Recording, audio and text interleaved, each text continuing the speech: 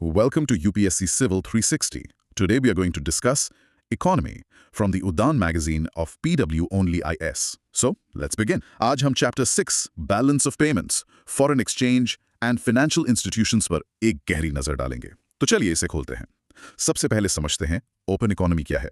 एक open economy वो होती है जो विभिन्न चैनल्स के माध्यम से दुनिया के अन्य देशों के साथ इंटरैक्ट करती है, जैसे ट्रेड, सर्विसेज और फाइनेंशियल एसेट्स। ये एक क्लोज्ड इकोनॉमी के बिल्कुल विपरीत है, जिसका बाकी दुनिया से कोई लिंकेज नहीं होता। बिल्कुल। जैसे उदाहरण के लिए सिंगापुर एक टेक्स्ट बुक ओपन इकोनॉमी है, जबकि नॉर्थ कोरिया वो एक क्लोज्ड इकोनॉमी का एक क्लासिक एग्जांपल है। यहाँ जो बात आकर्षक है वो है linkages of an open economy with rest of world. ये लिंकेज किन किन मेजर मार्केट्स में देखे जा सकते हैं? देखिए, ये लिंकेज 3 प्रमुख बाजारों में देखे जा सकते हैं। पहला है आउटपुट मार्केट। इसमें एक देश दूसरे देशों के साथ गुड्स और सर्विसेज में ट्रेड कर सकता है। इससे कंज्यूमर्स को डोमेस्टिक और फॉरेन गुड्स के बीच एक वाइड चॉइस मिलती है। राइट। और दूसरा है फाइनेंशियल मार्केट। इसमें एक देश दूसरे देशों से फाइनेंशियल एसेट्स खरीद सकता है।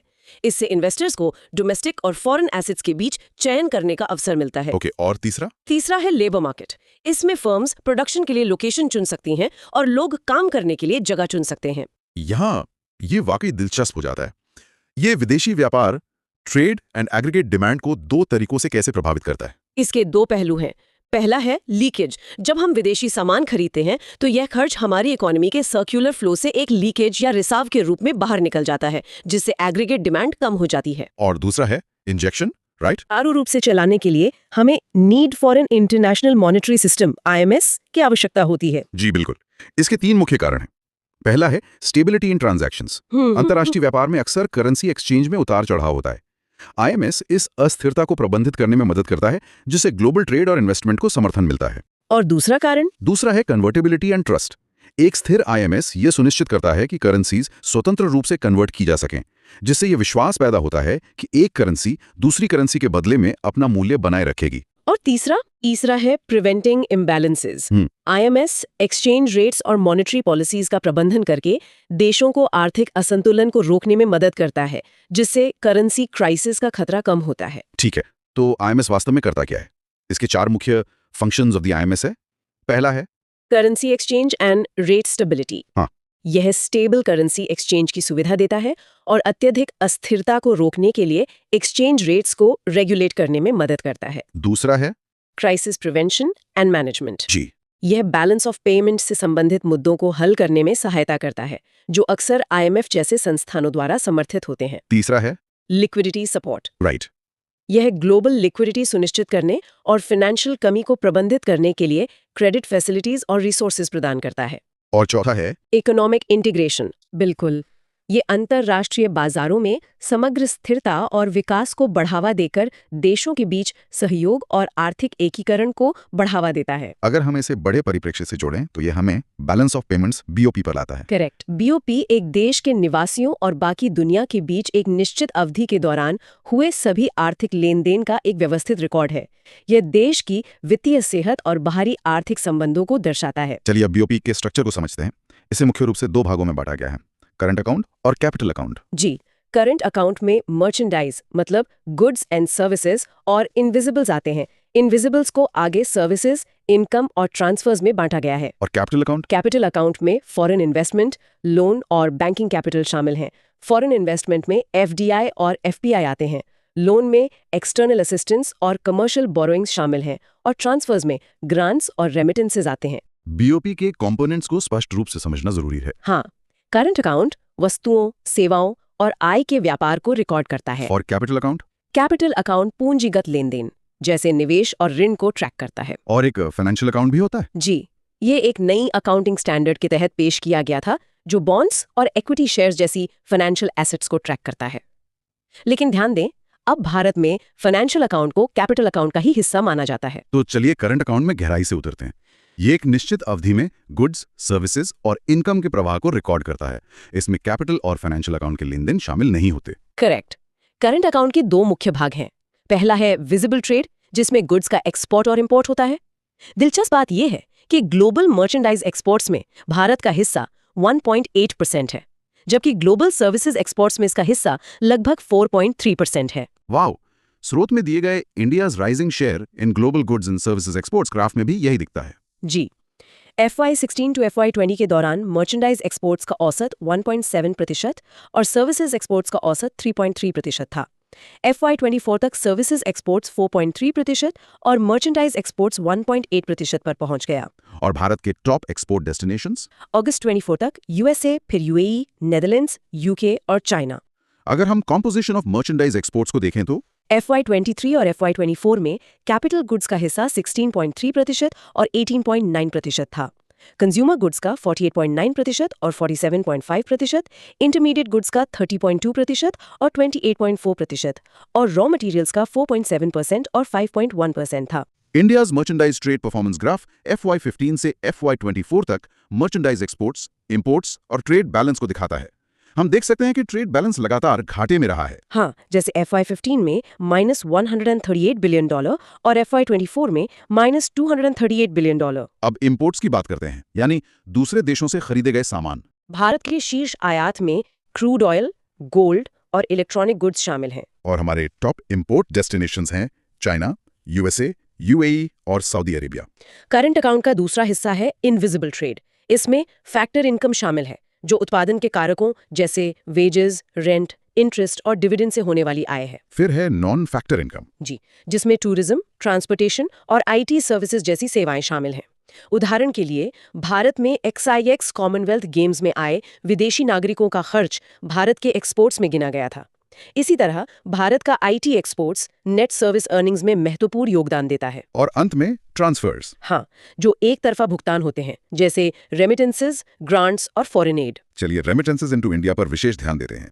RBI की 6th round of India's remittances survey 2023-24 के अनुसार कुछ की फाइंडिंग्स हैं। जी, भारत का कुल रेमिटेंस 2010-11 में $55.6 बिलियन से दोगुना होकर 2023-24 में $118.7 बिलियन हो गया है। और US सबसे बड़ा स्रोत बनकर उभरा है। हाँ, जो 2023-24 में कुल रेमिटेंसेस का 27.7% हिस्सा है। इसके बाद UAE 19.2% का स्थान है। UK, सिंगापुर, कनाडा और ऑस्ट्रेलिया जैसी एडवांस्ड इकोनॉमीज ने मिलकर 50% से अधिक रेमिटेंसेस का योगदान दिया है। India's top 10 inward remittance sources in FY24 की तालिका इस प्रवृत्ति को और स्पष्ट करती है। Exactly. US 27.7%, UAE 19.2%, UK 10.8%, Saudi Arabia 6.6%, Singapore 6.6% और अन्य देश इसमें शामिल हैं। यह भी ध्यान देने योग्य है कि गल्फ कोऑपरेशन काउंसिल GCC देशों का हिस्सा 2016-17 में 50% से अधिक था, जो 2023-24 में घटकर 30% रह गया है। तो इन सबका करंट अकाउंट बैलेंस पर क्या असर पड़ता है? देखिए, या तो डेफिसिट होता है या सरप्लस। डेफिसिट ये तब होता है जब इंपोर्ट्स एक्सपोर्ट्स से अधिक हो जाते हैं। इसका फॉर्मूला है CAD = trade gap, exports imports plus net current transfers plus net factor income. और भारत का current account deficit Q2 FY24 में घटकर $12.3 बिलियन, GDP का 1.3% हो गया, जो Q2 FY23 में $20.8 बिलियन, GDP का 2.2% था। और सरप्लस ये तब होता है जब एक्सपोर्ट्स इंपोर्ट्स से अधिक हो जाते हैं। इसका मतलब है कि देश बाकी दुनिया को उधार दे रहा है। India's overall trade performance in the last 10 years graph को देखें तो ये एक्सपोर्ट्स, इंपोर्ट्स और ट्रेड बैलेंस के बीच के अंतर को स्पष्ट रूप से दिखाता है। जी, जिसमें FY18 में -$102 बिलियन और FY24 में -$75.6 बिलियन का घाटा दर्शाया गया है। तो CAD को प्रभावित करने वाले फैक्टर्स इन्फ्लुएंसिंग CAD कौन से हैं? कई फैक्टर्स हैं। 1. Exchange rate movements. 2. Domestic consumption and import dependency. 3. Capital inflows and savings rates. 4. Relative inflation rates. 5. Policy interventions, जैसे एक्सपोर्ट्स को प्रोत्साहित करना। अगर आपको हमारी इनिशिएटिव पसंद आ रहा हो तो हमें सब्सक्राइब करके हमारा सपोर्ट करें। साथ ही इस वीडियो को अपने टेलीग्राम स्टडी ग्रुप्स में शेयर करें। सरकार CAD को कम करने के लिए कुछ पॉलिसी इंटरवेंशंस भी करती है, जैसे प्रोडक्शन लिंक्ड इंसेंटिव स्कीम्स के माध्यम से एक्सपोर्ट्स को बढ़ावा देना। एग्जैक्टली। या फिर एक्सपोर्ट कंपेटिटिवनेस को बढ़ावा देने के लिए डोमेस्टिक करेंसी का डीवैल्यूएशन करना, FDI और FPI को आकर्षित करना। जी, और क्रूड ऑयल के आयात को कम करने के लिए रिन्यूएबल एनर्जी इनिशिएटिव्स का विस्तार करना। ठीक है, अब दूसरे प्रमुख खाते कैपिटल अकाउंट पर आते हैं। ये इन्वेस्टमेंट्स और लोन्स के माध्यम से देश के अंदर और बाहर कैपिटल के प्रवाह को ट्रैक करता है। जी, इसका एक प्रमुख घटक है फॉरेन डायरेक्ट इन्वेस्टमेंट FDI। ये विदेशों में व्यवसायों में लॉन्ग टर्म इन्वेस्टमेंट है। इसमें एसेट्स पर मैनेजमेंट कंट्रोल और ओनरशिप शामिल है। आरबीआई और सेबी के अनुसार 10% तक का निवेश एफपीआई और उससे अधिक एफडीआई कहलाता है। और इसका रीसेंट ट्रेंड क्या है? H1 FY24 में नेट एफडीआई इनफ्लो बढ़कर $7.7 बिलियन हो गया, जो H1 FY23 में $3.4 बिलियन था। हाल के वर्षों में एफडीआई प्रवाह में गिरावट का कारण? विकसित देशों में उच्च ब्याज दरें और भारत के बोयंट स्टॉक मार्केट से आकर्षक निकास भी है। दूसरा घटक है foreign portfolio investment, FPI. Correct. ये स्टॉक्स और बॉन्ड्स जैसी फाइनेंशियल एसेट्स में शॉर्ट टर्म इन्वेस्टमेंट है। एफपीआई ने H1 FY24 में $4.1 बिलियन का नेट आउटफ्लो दर्ज किया, जबकि एक साल पहले $20.8 बिलियन का नेट इनफ्लो हुआ था। H1 FY24 में बीओपी आधार पर फॉरेन एक्सचेंज रिजर्व्स में $6.4 बिलियन की कमी आई, जबकि पिछले वर्ष की इसी अवधि में $23.8 बिलियन की वृद्धि हुई थी। Net FPI inflows into India graph देखें तो FY15 में $42.2 बिलियन का इनफ्लो था, जो FY24 में -$5.2 बिलियन के आउटफ्लो में बदल गया। जी, यहाँ ये वाकई दिलचस्प हो जाता है जब हम net equity inflows among emerging market peers during FY24 की तुलना करते हैं। बिल्कुल। ग्राफ से पता चलता है कि भारत में 15.1 बिलियन का इनफ्लो हुआ, जबकि थाईलैंड में -5.8 बिलियन, फिलीपींस में -0.1 बिलियन और मलेशिया में -0.3 बिलियन का आउटफ्लो हुआ। और ब्राजील और इंडोनेशिया में? ब्राजील और इंडोनेशिया में क्रमशः 2.9 बिलियन और 0.9 बिलियन का इनफ्लो हुआ। कैपिटल अकाउंट के अन्य घटक भी हैं? हाँ, एक्सटर्नल असिस्टेंस। यह द्विपक्षीय और बहुपक्षीय ऋण है।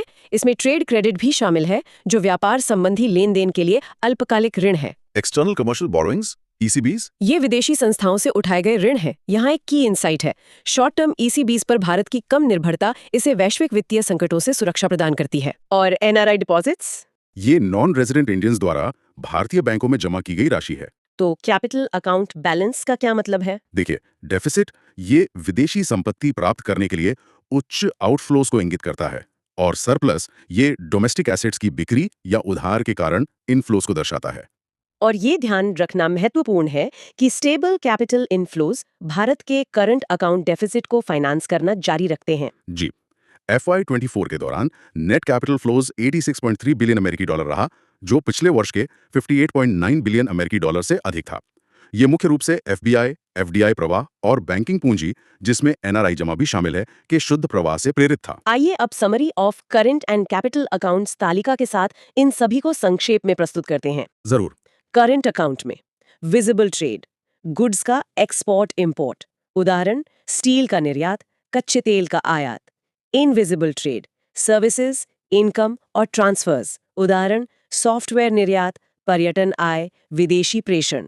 इनकम और ट्रांसफर्स को और डिटेल में? इनकम, विदेशों से ब्याज, लाभांश, उदाहरण विदेशी बॉन्ड पर कमाई। ट्रांसफर्स, ग्रांट्स, रेमिटेंसेस, गिफ्ट्स, उदाहरण NRI प्रेषण, विदेशी सहायता। और कैपिटल अकाउंट में? FDI, लॉन्ग टर्म इन्वेस्टमेंट, जैसे विदेश में एक कारखाना स्थापित करना। FPI, शॉर्ट टर्म इन्वेस्टमेंट, जैसे स्टॉक और बॉन्ड की खरीद। और loans? Loans and borrowings, ECBs, multilateral loans, जैसे विश्व बैंक या IMF से ऋण। NRI deposits? जी, नॉन रेजिडेंट इन्वेस्टमेंट्स, जैसे NRI द्वारा भारतीय बैंकों में सावधि जमा। और अंत में रिजर्व्स एंड लायबिलिटीज? हाँ, विदेशी मुद्रा भंडार को प्रभावित करने वाले लेन देन। अंत में क्लासिफिकेशन ऑफ ट्रांजैक्शंस पर एक नजर डालते हैं ताकि कुछ बारीकियां स्पष्ट हो सकें। जी, जैसे लोन्स एंड इंटरेस्ट। लोन्स को कैपिटल अकाउंट में दर्ज किया जाता है क्योंकि ये पूंजी के इनफ्लो या आउटफ्लो का प्रतिनिधित्व करते हैं। लेकिन इंटरेस्ट को करंट अकाउंट में इनकम के तहत दर्ज किया जाता है क्योंकि ये बाहरी ऋण पर कमाई या भुगतान को दर्शाता है। और गिफ्ट्स एंड ग्रांट्स? इन्हें करंट अकाउंट में ट्रांसफर्स के तहत दर्ज किया जाता है क्योंकि ये बिना किसी प्रतिफल के एक तरफा लेन देन है। रेमिटेंसेस भी? हाँ, इसे भी करंट अकाउंट में ट्रांसफर्स के हिस्से के रूप में वर्गीकृत किया गया है। वर्गीकरण का कारण ये है कि लोन्स पूंजीगत गतिविधियों से संबंधित है, जबकि इंटरेस्ट, गिफ्ट और रेमिटेंसेस आय या हस्तांतरण प्रवाह है। Current and capital account convertibility, ये सुनने में बहुत टेक्निकल लगता है। हाँ, लगता है। इसे आसान भाषा में कैसे समझे? इसका असल में मतलब क्या होता है? देखिए, इसका मतलब है गुड्स, सर्विसेज और इनकम से जुड़े ट्रांजैक्शंस के लिए डोमेस्टिक करेंसी को फॉरेन करेंसी में और फॉरेन करेंसी को डोमेस्टिक करेंसी में फ्रीली एक्सचेंज करने की परमिशन। अच्छा, मतलब लेन देन की आजादी। हाँ, लेन देन की आजादी। भारत में इसे 1994 में IMF के आर्टिकल 8 ऑब्लिगेशंस के फ्रेमवर्क के तहत इंट्रोड्यूस किया गया था। ओके, 1994। तो ये एकदम से तो नहीं हुआ होगा, जरूर कुछ कमेटी रिकमेंडेशंस रही होंगी इसके पीछे। बिल्कुल। इसमें 2 मुख्य कमिटीज का जिक्र आता है। पहली थी 1985 की सुखमोय चक्रवर्ती कमेटी। 1985 यानी लिबरलाइजेशन से काफी पहले। जी। इस कमेटी ने करंट अकाउंट कन्वर्टिबिलिटी को एक फेज्ड मैनर में, मतलब धीरे-धीरे इंट्रोड्यूस करने की वकालत की थी। और दूसरी कमेटी जिसने शायद इसे लागू करने का रास्ता बनाया वो थी 1991 की Narasimham committee on financial sector reforms. इस कमेटी ने एक ज्यादा ओपन एक्सचेंज रेट सिस्टम की तरफ बढ़ने का प्रपोजल दिया जिससे अंततः करंट अकाउंट पर कन्वर्टिबिलिटी हो सके। Okay, so that was about the current account. अब कैपिटल अकाउंट कन्वर्टिबिलिटी पर आते हैं। भारत का इस पर क्या स्टैंड है? देखिए, भारत में पार्शियल कैपिटल अकाउंट कन्वर्टिबिलिटी है जिसमें फॉरेन इन्वेस्टमेंट्स और बोरोइंग के लिए कुछ स्पेसिफिक रिलैक्सेशंस दी रही हैं। मतलब पूरी तरह से आजादी नहीं है। नहीं, फुली लिबरलाइजिंग कैपिटल फ्लोज पर अभी भी डिबेट जारी है क्योंकि इसमें वर्चुअल कैपिटल फ्लाइट और स्पेक्युलेटिव अटैक्स जैसे बड़े रिस्क जुड़े हुए हैं। Here's where it gets really interesting. इसमें तारापुर कमेटी का जिक्र आता है। उनकी recommendations क्या थी? हाँ, तारापुर कमेटी ने 2 बार अपनी रिकमेंडेशंस दी। पहली तारापुर कमेटी आए 1997 में। 1997। जी, इसने 3 साल में फेज्ड अप्रोच के जरिए फुल कन्वर्टिबिलिटी का प्रस्ताव रखा, पर साथ में कुछ शर्तें भी रखी। और वो शर्तें मैक्रो इकोनॉमिक स्टेबिलिटी से जुड़ी होंगी? बिल्कुल, ये बेंचमार्क्स बहुत महत्वपूर्ण हैं, जैसे फिस्कल डेफिसिट जीडीपी का 3.5% होना चाहिए। ओके। इन्फ्लेशन 3 से 5% के बीच, ग्रॉस एनपीएस 5% से कम और एडिक्वेट फॉरेन एक्सचेंज रिजर्व्स बनाए रखना। और फिर लगभग 1 दशक बाद तारापुर कमेटी 2 आई 26 में। हाँ, 26 में। इस कमेटी ने इंस्टीट्यूशंस को मजबूत करने और रिस्क मैनेजमेंट पर ज्यादा जोर दिया। इसने एक्सटर्नल कमर्शियल बोरोइंग्स यानी ईसीबीज और बैंकिंग में फर्दर रिफॉर्म्स के कॉशियस लिबरलाइजेशन का सुझाव दिया। मतलब पहले नींव मजबूत करो, फिर आगे बढ़ो। एग्जैक्टली। चलिए, अब हमारे सोर्सेज में एक छोटा लेकिन महत्वपूर्ण टर्म है, errors and omissions. Balance of payments में इसका क्या रोल है? देखिए, सभी इंटरनेशनल ट्रांजैक्शंस को एक्यूरेटली रिकॉर्ड करना बहुत मुश्किल होता है। हाँ, कुछ ना कुछ तो रह ही जाता होगा। बस तो एरर्स एंड ओमिशंस बीओपी में एक थर्ड एलिमेंट के रूप में काम करता है जो इन स्टैटिस्टिकल डिस्क्रिपेंसीज को रिफ्लेक्ट करता है ताकि खाता हमेशा बैलेंस्ड रहे। Got it. अब एक्सटर्नल सेक्टर की बात करते हैं, starting with foreign exchange reserves. ये रिजर्व्स क्यों जरूरी हैं? फॉरेन एक्सचेंज रिजर्व्स, जिन्हें reserve bank of India hold करता है, वो करेंसी स्टेबिलिटी मैनेज करने और एक्सटर्नल ऑब्लिगेशंस को पूरा करने में मदद करते हैं। ये एक तरह का सेफ्टी नेट है। तो करंट स्टेटस इकोनॉमिक सर्वे 2023-24 के हिसाब से इंडिया के रिजर्व्स की क्या पोजीशन है? मार्च 2024 तक इंडिया का फॉरेक्स रिजर्व $652.67 बिलियन था, जो $68 बिलियन की वृद्धि दर्शाता है। That's a significant jump. हाँ, और ये रिजर्व्स लगभग 12 महीनों का इंपोर्ट कवर प्रदान करते हैं, जो इकोनॉमिक स्टेबिलिटी का एक बहुत मजबूत इंडिकेटर है। यहाँ इंपोर्ट कवर का एक एग्जाम्पल भी दिया गया है। जी, एग्जाम्पल ये है कि अगर फॉरेक्स रिजर्व्स $152 बिलियन हैं और मंथली इंपोर्ट वर्थ $54 बिलियन है, तो इंपोर्ट कवर 12 महीने का होगा। Simple math. तो इन फॉरेक्स रिजर्व्स में क्या-क्या शामिल होता है? What is its composition? इसके 4 मेन कंपोनेंट्स हैं। सबसे बड़ा है फॉरेन करेंसी एसेट्स यानी एफसीए। ये सबसे बड़ा हिस्सा है जो मुख्य रूप से यूएसडी, यूरो, येन जैसी करेंसीज में रखा जाता है। Okay, FCA. और बाकी 3? दूसरा है गोल्ड रिजर्व्स, जो डाइवर्सिफिकेशन के लिए महत्वपूर्ण है। तीसरा है स्पेशल ड्रॉइंग राइट्स यानी एसडीआरस। ये आईएमएफ वाला एसेट है। हाँ, ये आईएमएफ क्रिएटेड रिजर्व एसेट है। और चौथा है रिजर्व ट्रेंच पोजीशन। ये आईएमएफ कोटा का वो हिस्सा है जिसे भारत बिना किसी शर्त के विड्रॉ कर सकता है। ठीक है, अब आते हैं एक्सटर्नल डेट पर। इसका क्या मतलब है और भारत की करंट सिचुएशन क्या है? एक्सटर्नल डेट वो कर्ज है जो फॉरेन क्रेडिटर्स, इंटरनेशनल इंस्टीट्यूशंस और फॉरेन गवर्नमेंट से लिया जाता है। और करंट स्टेटस? इकोनॉमिक सर्वे 2023-4 के अनुसार भारत का एक्सटर्नल डेट जीडीपी का 18.7% था, जो सस्टेनेबल डेट लेवल्स को दिखाता है। द डेट सर्विस रेशियो भी 5.5% पर मैनेजेबल रहा। तो ये चिंता की बात नहीं है। अभी तो नहीं। इस डेट को कैसे क्लासिफाई किया जाता है? इसे 2 टाइप्स में बांटा जाता है। एक शॉर्ट टर्म डेट, जिसकी मैच्योरिटी 1 साल तक की होती है। और दूसरा है लॉन्ग टर्म डेट, जिसकी मैच्योरिटी 1 साल से ज्यादा होती है। इसके अंदर सॉवरेन डेट भी आता है, जो फॉरेन करेंसी में जारी किए गए गवर्नमेंट बॉन्ड्स होते हैं। इंडिया के एक्सटर्नल बोरोइंग्स का सबसे बड़ा कंपोनेंट क्या है? लार्जेस्ट कंपोनेंट कमर्शियल बोरोइंग्स है और डोमिनेंट करेंसीज में सबसे ऊपर है यूएसडी, फिर इंडियन रुपी, एसडीआर, येन और फिर यूरो। ओके, अब एक और टर्म, करेंसी क्राइसिस। ये क्या होती है? करेंसी क्राइसिस तब होती है जब किसी देश की करेंसी का मूल्य बहुत तेजी से गिरता है, मतलब डिप्रिशिएट होता है, जिससे इकोनॉमिक इंस्टेबिलिटी पैदा होती है। और ये होता क्यों है? ये अक्सर low foreign exchange reserves, high external debt और एडवर्स इकोनॉमिक कंडीशंस की वजह से होता है। Let's get back to balance of payments, BOP. इसका फंडामेंटल कॉन्सेप्ट क्या है? बीओपी एक देश और बाकी दुनिया के बीच हुए सभी इकोनॉमिक ट्रांजैक्शंस का रिकॉर्ड है। इसके कंपोनेंट्स को समझना जरूरी है। इसमें ऑटोनोमस ट्रांजैक्शंस और अकोमोडेटिंग ट्रांजैक्शंस के बीच क्या अंतर है? ऑटोनोमस ट्रांजैक्शंस जैसे एक्सपोर्ट्स, इंपोर्ट्स, एफडीआई इनफ्लोज, ये बीओपी को बैलेंस करने के इरादे से नहीं की जाती, ये प्रॉफिट मोटिव से होती हैं। और अकोमोडेटिंग ट्रांजैक्शंस? ये ट्रांजैक्शंस बीओपी के गैप को एड्रेस करने के लिए होती हैं। जैसे आरबीआई का अपने रिजर्व्स का इस्तेमाल करना, ये बैलेंसिंग मोटिव से होती हैं। ठीक है, अब आते हैं फॉरेन एक्सचेंज रेट पर। इसे डिफाइन कैसे करेंगे? ये एक करेंसी की वैल्यू को दूसरी करेंसी के टर्म्स में बताता है। ये इंटरनेशनल ट्रेड और इन्वेस्टमेंट के लिए वाइटल है। सोर्स में types of exchange rate mechanisms बताए गए हैं। इन्हें एक एक करके समझते हैं। जरूर। 4 मुख्य मैकेनिज्म हैं। पहला, फिक्स्ड रेट। इसमें गवर्नमेंट करेंसी वैल्यू को सेट करती है। डीवैल्यूएशन से एक्सपोर्ट्स सस्ते हो जाते हैं। और दूसरा, इसका उल्टा, फ्लेक्सिबल रेट। हाँ, फ्लेक्सिबल रेट में एक्सचेंज रेट मार्केट की डिमांड सप्लाई डायनामिक्स से तय होता है। भारत इन दोनों में से कौन सा फॉलो करता है? भारत तीसरा वाला, मैनेज्ड फ्लोटिंग रेट फॉलो करता है। इसमें सेंट्रल बैंक्स करेंसी को स्टेबलाइज करने के लिए इंटरवीन करते हैं। और चौथा है पेग्ड फ्लोट। जी, पेग्ड फ्लोट में करेंसी को एक रेफरेंस करेंसी से पेग यानी लिंक किया जाता है, लेकिन लिमिटेड फ्लक्चुएशंस की अनुमति होती है। और कौन से फैक्टर्स एक्सचेंज रेट्स को डिटरमिन करते हैं? 3 मुख्य डिटर्मिनेंट्स बताए गए हैं। पहला तो है demand and supply. High demand currency को अप्रिशिएट करती है, जबकि ओवर सप्लाई से डिप्रिसिएशन होता है। दूसरा, इंटरेस्ट रेट्स। हाँ, higher interest rates foreign investments को अट्रैक्ट करते हैं, जिससे करेंसी स्ट्रेंथन होती है। और तीसरा, इन्फ्लेशन। लो इन्फ्लेशन करेंसी को स्टेबलाइज करती है, जबकि हाई इन्फ्लेशन उसे वीकन करती है। अब 2 और इंपॉर्टेंट टर्म्स हैं, नियर एंड रियर। इनमें क्या फर्क है? नियर मतलब नॉमिनल इफेक्टिव एक्सचेंज रेट। यह एक करेंसी का वेटेड एवरेज है दूसरी करेंसीज के मुकाबले। ये तो सिंपल है। रियर इसे कॉम्प्लेक्स बनाता है। हाँ। रियर यानी रियल इफेक्टिव एक्सचेंज रेट, ये नियर को ट्रेडिंग पार्टनर्स के साथ इन्फ्लेशन डिफरेंसेस के लिए एडजस्ट करता है। ये असल कंपैरेटिवनेस बताता है। तो रियर ज्यादा यूजफुल मेट्रिक है। बिल्कुल।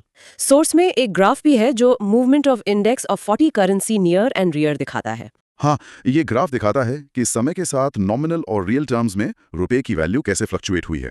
इसमें एक इलस्ट्रेटिव एग्जाम्पल भी दिया गया है आरईएआर को समझने के लिए। हाँ, एग्जाम्पल ये है कि मान लीजिए base year near 100 INR dollar है। ओके। अगर नॉमिनल अप्रिसिएशन 5% है तो नया एक्सचेंज रेट 105 INR डॉलर हो जाता है। ठीक है। अब अगर डोमेस्टिक इन्फ्लेशन 6% और फॉरेन इन्फ्लेशन 2% है तो आरईआर राइज करेगा। और इसका इम्प्लीकेशन क्या हुआ? इसका इम्प्लीकेशन ये है कि राइजिंग आरईआर जैसे 100 INR डॉलर से 110.17 INR डॉलर होना, ये दिखाता है कि इंडियन एक्सपोर्ट्स वर्ल्ड ट्रेड के रिलेटिव महंगे हो गए हैं। मतलब हमारे एक्सपोर्टर्स के लिए मुश्किल। हाँ, और एक डोमेस्टिक कंज्यूमर सेम डॉलर में ज्यादा गुड्स खरीद सकता है। चलिए, अब परचेसिंग पावर पैरिटी यानी पीपीपी के कॉन्सेप्ट पर आते हैं। ये क्या है? पीपीपी गुड्स की एक बास्केट की कॉस्ट के आधार पर करेंसीज की तुलना करता है। इसके अनुसार इंडियाज रैंक दुनिया की 3rd लार्जेस्ट इकोनॉमी के रूप में है। और यहीं पर PW+ बॉक्स में द पर कैपिटा पैराडॉक्स का जिक्र है। व्हाट्स फैसिनेटिंग हियर इज 2025 तक इंडिया दुनिया की टॉप 3 इकोनॉमीज में शामिल होगा, लेकिन एक average Indian global per capita income के आधे से भी कम कमाएगा। ये बहुत बड़ी विडंबना है। हाँ, ये दिखाता है कि एक विशाल अर्थव्यवस्था कैसे एक मामूली जीवन स्तर को भी बनाए रख सकती है। अब आगे हमारे सोर्स में एक टेबल है जो 3 तरह के स्वॉप्स को कंपेयर करता है, forex swap, currency swap and interest rate swap. Let's break it down. ठीक है। ड्यूरेशन के हिसाब से देखें तो करेंसी स्वॉप और interest rate swap medium to long term के होते हैं। और forex swap? Forex swap short term होता है। और प्रिंसिपल एक्सचेंज? करेंसी स्वॉप और फॉरेक्स स्वॉप दोनों में प्रिंसिपल एक्सचेंज होता है, इंटरेस्ट रेट स्वॉप में नहीं होता। और इंटरेस्ट पेमेंट्स? करेंसी स्वॉप में डिफरेंट करेंसीज में इंटरेस्ट पेमेंट होता है, जबकि फॉरेक्स और इंटरेस्ट रेट स्वॉप में सिंगल करेंसी में। चलिए अब कुछ प्रैक्टिकल एग्जांपल्स देखते हैं। सबसे पहले करेंसी स्वॉप एग्जांपल, आरबीआई और सेंट्रल बैंक ऑफ जापान के बीच। सिनेरियो है कि आरबीआई जापानी सेंट्रल बैंक को 10,000 करोड़ रुपए देता है और बदले में 100 बिलियन येन लेता है। मान लीजिए एक्सचेंज रेट है 1 rupee equal to 100 yen. Initial exchange हो गया। फिर इंटरेस्ट पेमेंट होता है। आरबीआई जापान को 1% अग्रीड रेट पर इंटरेस्ट पे करता है और जापान इंडिया को 3% अग्रीड रेट पर। और मैच्योरिटी पर? मैच्योरिटी पर प्रिंसिपल अमाउंट्स को सेम एक्सचेंज रेट पर वापस स्वैप कर लिया जाता है। इसका यूज केस ये है कि इंडिया को जापान से इंपोर्ट के लिए जेपीवाई यूज करने की अनुमति मिलती है, जिससे एक्सचेंज रेट वॉलेटिलिटी का जोखिम कम होता है। PW+ बॉक्स में करेंसी स्वॉप्स के जियोपॉलिटिकल एंगल का भी जिक्र है। हाँ, करेंसी स्वॉप्स अब सिर्फ इमरजेंसी लिक्विडिटी के लिए नहीं है, ये जियोपॉलिटिकल हेजिंग के भी प्राइमरी टूल्स बन गए हैं। जैसे इंडिया साउथ एशिया में रुपी स्वॉप लाइंस बनाकर चाइनीज युआन के प्रभाव का मुकाबला कर रहा है। Interesting. Next, forex swap example. Scenario है कि एक इंडियन एक्सपोर्टर को $10 मिलियन मिलते हैं, लेकिन उसे ऑपरेशंस के लिए INR की जरूरत है। तो वो क्या करेगा? एक्सपोर्टर बैंक के साथ एक फॉरेक्स स्वॉप में एंटर करता है, उसे 10 मिलियन के बदले 800 करोड़ रुपए मिलते हैं। 3 महीने बाद एक्सपोर्टर बैंक को 800 करोड़ रुपए वापस करेगा और अपने $10 मिलियन वापस ले लेगा। तो इससे उसे शॉर्ट टर्म लिक्विडिटी मिल गई। बिल्कुल। And finally interest rate swap example. Scenario है कि एक लार्ज इंडियन कंपनी ने MCLR पर 1000 करोड़ रुपए का फ्लोटिंग इंटरेस्ट रेट लोन लिया है। जो अभी 8% है। और कंपनी को लगता है कि रेट्स बढ़ेंगे। हाँ, और वो 8.5% के फिक्स रेट पे स्विच करना चाहती है, तो वो एक बैंक के साथ इंटरेस्ट रेट स्वैप करती है। इसमें क्या होगा? स्वैप के तहत कंपनी बैंक को 8.5% का फिक्स इंटरेस्ट देती रहती है, जबकि बैंक कंपनी को प्रिवेलिंग फ्लोटिंग रेट का पेमेंट करता है। तो अगर रेट बढ़कर 9% हो गया तो कंपनी को फायदा है। Exactly. Company rising interest rates के रिस्क को मैनेज करती है और अपनी फाइनेंशियल स्टेबिलिटी बनाए रखती है। So what is this all mean for foreign investment? हमारे सोर्सेज में कुछ की मेथड्स लिस्ट किए गए हैं। हाँ, ये वो तरीके हैं जिनसे फॉरेन इन्वेस्टर्स भारतीय बाजार में इन्वेस्ट कर सकते हैं। पहला है अमेरिकन डिपॉजिटरी रिसीट्स यानी ADRs और ग्लोबल डिपॉजिटरी रिसीट्स यानी GDRs। ये क्या होते हैं? ये इंडियन कंपनीज को क्रॉस बॉर्डर ट्रेडिंग के बिना फॉरेन इन्वेस्टर्स तक पहुंचने में मदद करते हैं। उदाहरण के लिए इन्फोसिस के ADRs नैस्डैक पर लिस्टेड हैं। दूसरा है पार्टिसिपेटरी नोट्स, P नोट्स। ये काफी कंट्रोवर्शियल रहे हैं। हाँ, क्योंकि ये सेबी रजिस्टर्ड FIIs द्वारा ओवरसीज इन्वेस्टर्स को जारी किए जाते हैं जो अपनी पहचान बताए बिना इन्वेस्ट करना चाहते हैं। इसलिए P नोट्स को मनी लॉन्ड्रिंग के संभावित मिसयूज के लिए स्क्रूटनाइज किया जाता रहा है। तीसरा है मसाला बॉन्ड्स। ये रुपी डिनोमिनेटेड बॉन्ड्स हैं जो भारत के बाहर फॉरेन इन्वेस्टर्स को इशू किए जाते हैं। इसमें करेंसी रिस्क इन्वेस्टर बेयर करता है, इशूअर नहीं।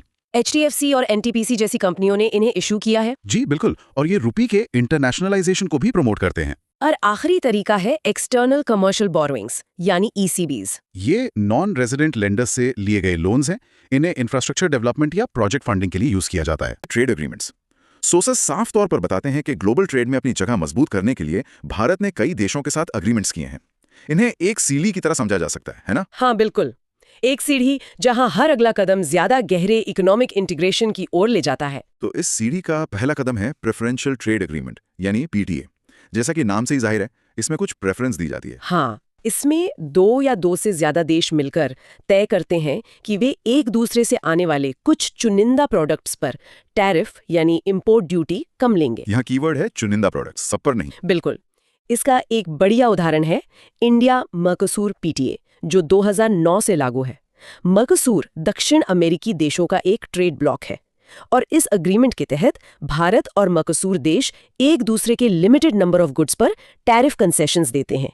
ये इकोनॉमिक पार्टनरशिप की बस शुरुआत है। ओके, तो PTA के बाद अगला और ज्यादा एम्बिशियस कदम क्या है? वो है फ्री ट्रेड एग्रीमेंट या FTA।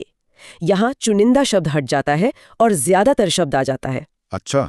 FTA का मकसद होता है सदस्य देशों के बीच ट्रेड होने वाले ज्यादातर गुड्स पर टैरिफ्स को लगभग शून्य कर देना। इससे ट्रेड वॉल्यूम काफी बढ़ जाता है। इसके तो कई एग्जाम्पल्स होंगे भारत के केस में। बिल्कुल। सबसे पुराने में से एक है India Sri Lanka free trade agreement ISFTA जो 1998 से है। फिर पूरे साउथ एशिया को जोड़ने की कोशिश के तौर पे south Asian free trade area SAFTA है। और हाल के वर्षों में देखें तो इंडिया ASEAN FTA ने साउथ ईस्ट एशिया के साथ हमारे आर्थिक संबंधों को एक नई दिशा दी है। और सबसे ताजा एग्जाम्पल्स में से एक है इंडिया ऑस्ट्रेलिया ECTA जो 2022 में हुआ। तो FTA से भी ज्यादा गहरा कोई एग्रीमेंट होता है जहां सिर्फ गुड्स की ही बात ना हो। हाँ, और यहीं से इकोनॉमिक इंटीग्रेशन की असली गहराई शुरू होती है। अगला लेवल है comprehensive economic partnership agreement CEPA। ये FTA का आप कह सकते हैं सुपर सेट है। इसमें गुड्स के अलावा सर्विसेज में trade, investments, intellectual property rights ये सब शामिल होता है। अच्छा, मतलब ये एक पूरी इकोनॉमिक पार्टनरशिप है। एग्जैक्टली। ये दिखाता है कि देशों के बीच सिर्फ सामान का लेन देन नहीं बल्कि एक गहरी आर्थिक साझेदारी हो रही है। इसके क्या उदाहरण हैं? इंडिया सिंगापुर CEPA जो 2005 में हुआ एक लैंडमार्क एग्रीमेंट था। उसने सर्विसेज और इन्वेस्टमेंट पर फोकस किया। ओके। इसके बाद इंडिया जापान CEPA 2011 में और हाल ही में इंडिया UAE CEPA जो 2022 में हुआ, ये बहुत स्ट्रेटेजिक महत्व रखते हैं। तो अब इंटीग्रेशन के और भी गहरे लेवल्स को देखते हैं। अगला क्या है? अगला है कस्टम्स यूनियन। इसमें सदस्य देश आपस में तो सारे ट्रेड बैरियर्स हटा देते हैं, लेकिन दुनिया के बाकी देशों के लिए एक कॉमन एक्सटर्नल टैरिफ अपना लेते हैं। मतलब यूनियन के बाहर से कोई भी सामान किसी भी सदस्य देश में आए उस पर एक जैसी ड्यूटी लगेगी। ये तो काफी एडवांस स्टेज है। क्या भारत किसी कस्टम्स यूनियन का हिस्सा है? नहीं, भारत किसी भी कस्टम्स यूनियन का हिस्सा नहीं है। इसका सबसे बड़ा और सफल उदाहरण यूरोपियन यूनियन है। और इससे भी आगे है कॉमन मार्केट। ये कस्टम्स यूनियन के सारे फीचर्स लेता है और उसमें फैक्टर्स ऑफ प्रोडक्शन यानी लेबर और कैपिटल की फ्री मूवमेंट भी जोड़ देता है।